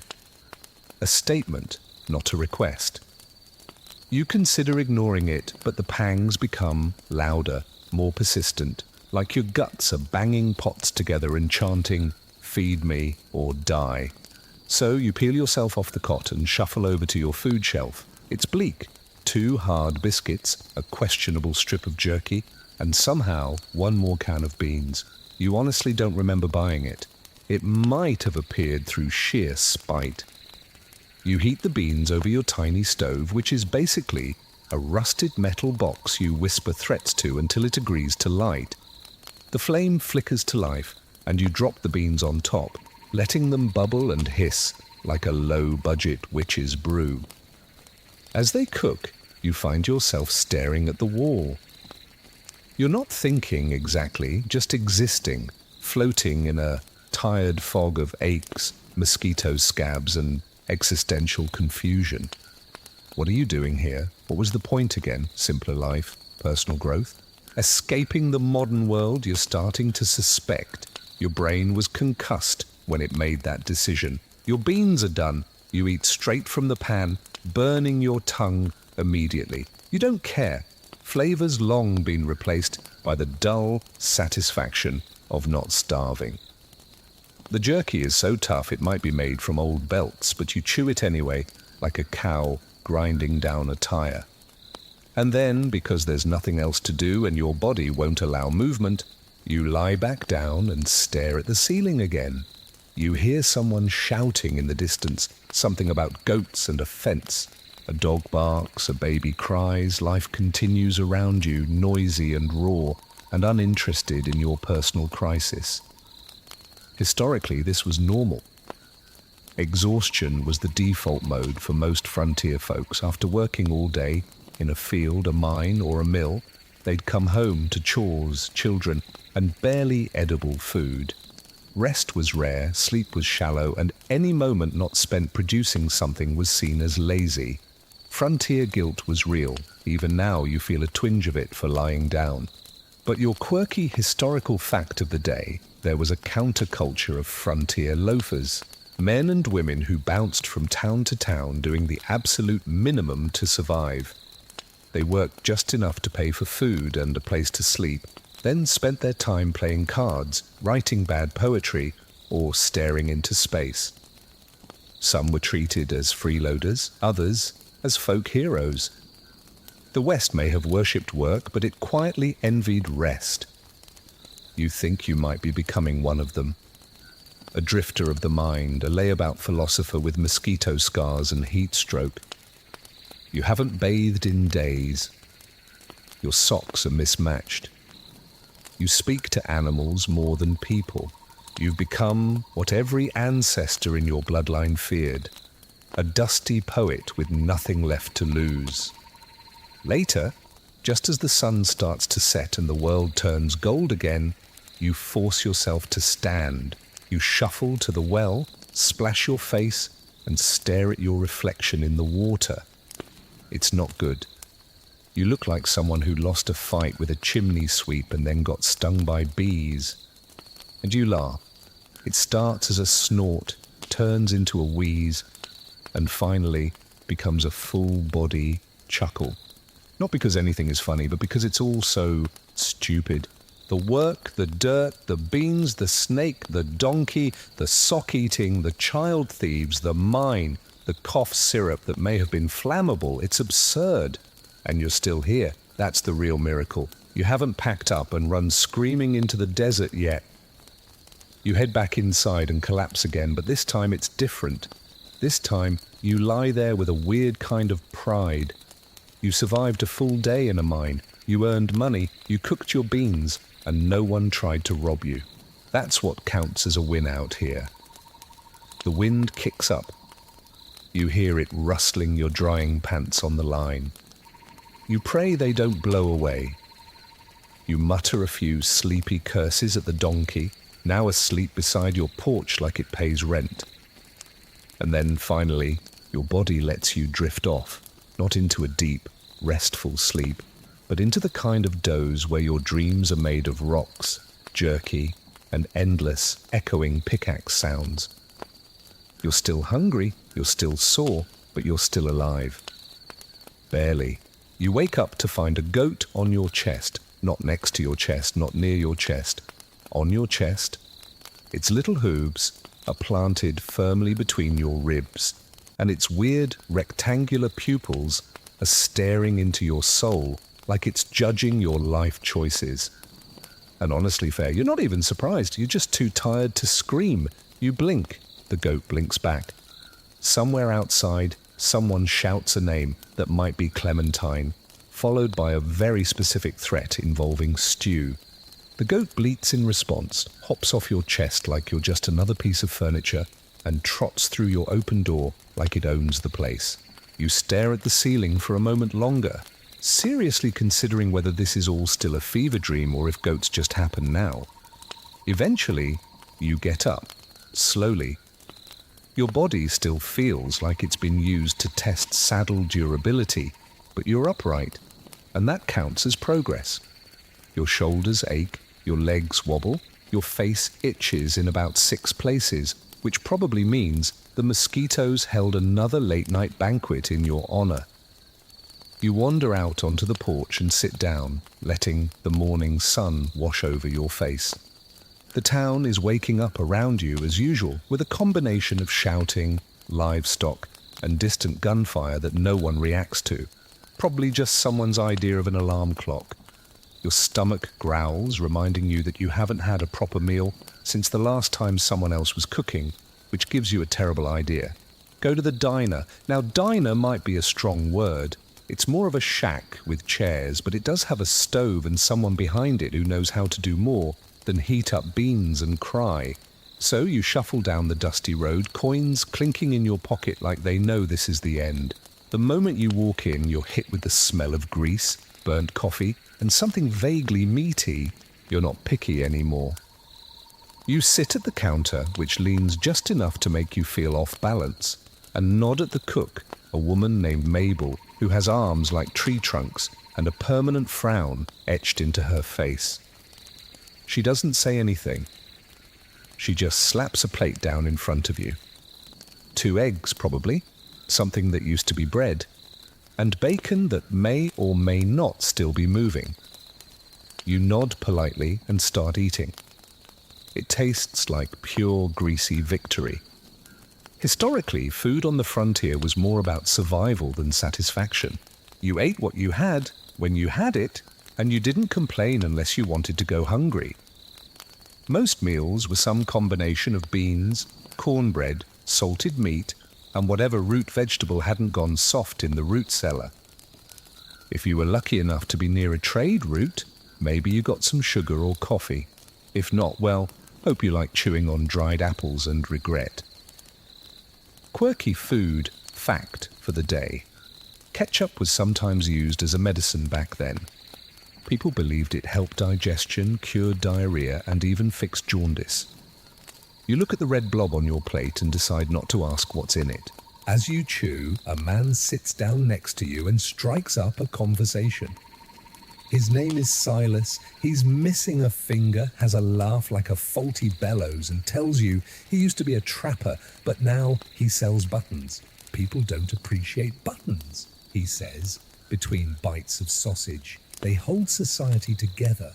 You nod like that's the wisest thing you've ever heard. You finish your meal, leave your last coins on the counter, and step outside feeling slightly more human and significantly more broke. You're now officially penniless. But for the first time in a while, your stomach isn't trying to eat itself, and that's a rare kind of joy. Back at your shack, you do what everyone in this town seems to do when they're not working. You sit. You find a spot on your porch that doesn't creak too much, lean back, and let your brain unwind. It takes a while, you're not used to stillness, but eventually you stop thinking about laundry, about mines, about socks and bugs and pickaxes and goats. You just sit, and then you hear music, not the usual fiddle and banjo chaos from the saloon. Something softer. A harmonica, maybe. A slow, winding tune that floats down the street like it doesn't care who's listening. It's being played by an old man in a rocking chair outside the barber shop. You watch as he sways back and forth, eyes closed, fingers moving with ease. No audience, no coin cup, just music for the sake of it. It's beautiful. And weirdly, that's what hits you. Not the snakes, or the sickness, or the hunger, or the hard labor. It's this. This quiet moment in the middle of a dirt-covered, half-broken town where a man plays a song and a goat chews on someone's laundry and the world somehow keeps spinning. This is what no one tells you about the Wild West. It's not all gunfights and glory. It's boredom, it's absurdity, it's small kindnesses and weird neighbors and trying to get your boots on without stepping in something alive. It's hard, it's hilarious, and sometimes in the middle of all the chaos, it's calm. There's a scholarly argument about what truly defined frontier life. Some say it was the struggle, the relentless push to survive against impossible odds. Others say it was the community, the relationships built out of shared suffering and borrowed sugar. But maybe it was both. Maybe it was this. The strange little in-between moments that made the rest of it bearable. You listen to the harmonica until the tune fades, then you lie back on your porch, hat over your eyes, one sock missing, one dream still hanging on by a thread. You've made it this far. Not well, not with grace, but you're still here. And in the Wild West, that counts for everything. The air is thick with heat again, the kind that presses down on your shoulders and wraps around your neck like a judgmental scarf. You've given up on wearing your shirt at this point. It's drying on the porch after yesterday's laundry misadventure, still stained, still torn, still valiantly pretending to be clothing. You sit out front, shirtless, sunburned and sore, sipping lukewarm water from a cracked tin cup and trying to look like someone who meant to be here. You didn't, let's be honest. You came out here with some vague idea of grit and freedom and finding yourself. What you've actually found is a collection of increasingly weird injuries, a complete distrust of all livestock, and the growing suspicion that you might be allergic to the entire concept of nature. But today, you're facing one final test, the town's monthly social event. They call it a gathering, which sounds harmless, charming even, like a picnic or a church potluck. In reality, it's a wild mixture of awkward conversation, cheap alcohol, semi-religious fiddle music, and at least 3 fistfights, sometimes 4, if the preacher shows up late. You'd plan to avoid it, truly. But your neighbour, an elderly woman named Maud with a cane sharper than most knives, has already knocked on your door 3 times this morning to remind you it's rude not to attend. You tried explaining you don't own anything nice to wear. She stared at your pants for 10 silent seconds and said, "You think that stopped anyone here? So here you are, bathed barely, shirt patched with a needle, and enough cursing to be considered witchcraft, and pockets empty except for a single piece of hard candy you found behind the bed. You tuck that away like a secret emergency ration and walk toward the town square, every step sending protests up your legs like you're walking on broken broomsticks. The gathering takes place near the chapel, just a dusty, open space between a few benches and the world's saddest excuse for a stage. Someone strung up lanterns made from old jars, and a goat has already claimed the refreshment table. Possibly the goat. You nod at it, it ignores you. People mill about in the kind of haphazard clusters you get when nobody really knows what they're doing. Some are in Sunday clothes, others look like they just came from a cattle wrestle. You spot Sheriff Thompson in his usual dusty hat, sipping something brown from a dented mug and trying to look like he's not actively bored. And there's Mabel from the diner, arms crossed, leaning against a post like she's judging the whole event with her eyebrows. You wave. She nods once. It's the warmest greeting you've gotten in weeks. You find a spot near the edge of the crowd and hover awkwardly trying to blend in. Someone hands you a cup of lemonade. You take it. It's warm, too sweet, possibly made with creek water, but it's better than dying of thirst, barely. The music starts. 2 fiddlers, a washboard, and a man playing a jug like he means it. You recognize the tune.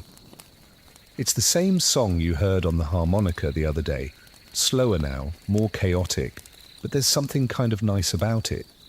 People begin to dance, not in any organized way, more like clusters of movement. Elbows flying, boots stomping, a lot of uncoordinated enthusiasm.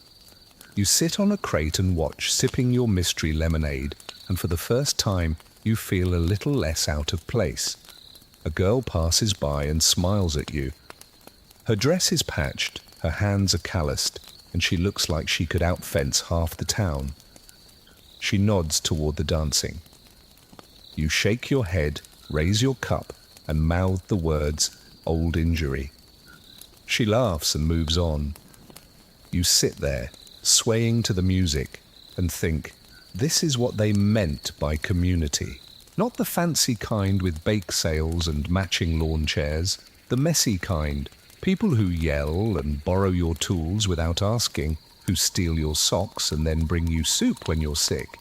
People who wouldn't think twice about pulling you out of a ditch, but also wouldn't apologize if they pushed you into one for fun. Here's your historical fact. Community gatherings were often the only real entertainment in frontier towns. No movie theaters, no sports teams, just dancing, food, and awkward attempts at courtship under torchlight. Sometimes it was a barn raising, sometimes a harvest festival, and sometimes, like now, it was just a reason to be near other people, to remember you weren't completely alone out here in the dust and the dark. Quirky bonus. There are letters from settlers describing shindigs where people danced so hard the floorboards broke. One woman wrote about having to dance around a hole in the middle of the room like a cursed maypole. Another claimed the preacher danced so wildly he kicked over the communion wine and started a small fire. You look at this crowd and think, yeah, that tracks. You finish your lemonade and stand. Your legs hate you, but they're used to it by now. You walk slowly toward the edge of the crowd again, where someone's serving stew from a cauldron that looks like it's seen 3 wars. You take a bowl. It's mostly beans, of course, but there's something else in there. Maybe meat, maybe hope. You eat it anyway. The music swells. People laugh. A kid runs by with no shoes and someone else's hat. A woman yells after him. Someone else throws a pie. It's unclear if that was planned. You just stand there, chewing mystery stew and smiling like an idiot. You made it. You're still broke, still sore, still very possibly allergic to air.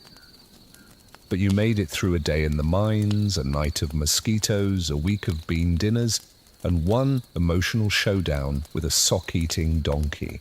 And now you're here, standing in a crowd of dusty, sweaty, deeply weird humans who somehow made room for you too. And you're not dead. You feel the music in your chest, low and steady. And maybe, for the first time since arriving, you don't feel like an imposter. Just another tired, dusty soul, trying to survive, fitting in not because you changed, but because the frontier has no time to notice you're different. It just keeps going, and somehow, now, you're going with it. And so night falls again on this stubborn, strange little town at the edge of nowhere. The music has faded, the lanterns have burned low, and the people have drifted home, some wobbling, some whistling, one definitely dragging a chair they didn't arrive with. You walk back to your shack under a heavy, star-punched sky, boots scuffing the dirt, hands in your pockets, stomach full of questionable stew and peace. Not happiness exactly, but something quieter, something heavier, warmer, like the comfort of dry socks after a week of rain. Your door creaks open, and the smell of sun-dried clothes and stale air greets you. Familiar now. You hang up what's left of your patched shirt, check your boots for snakes out of sheer habit, and lower yourself onto the cot that no longer squeaks as loud when you shift. Maybe it's grown tired of complaining too. You lie there, staring up at the ceiling, the sound of the wind whistling gently through the cracks in the walls. Somewhere outside, the goat bleats one last time before sleep, probably chewing on someone else's laundry now, hopefully not yours. And here, at the quiet end of all things, the sickness, the bites, the mines, the mail heist, the frog in your boot, the child thief, the donkey with no respect for footwear, you finally let your eyelids fall, because you've survived what few could. You've tasted grit in your teeth, listened to your bones creak under labor, learned to fear both snakes and beans. You failed repeatedly, lost dignity in spectacular ways, and still you're here. Not thriving, but enduring. And sometimes that's enough. So sleep now. Let the dust settle. Let the desert air wrap around you like a lullaby hummed by the wind. You're part of the West now. Good night.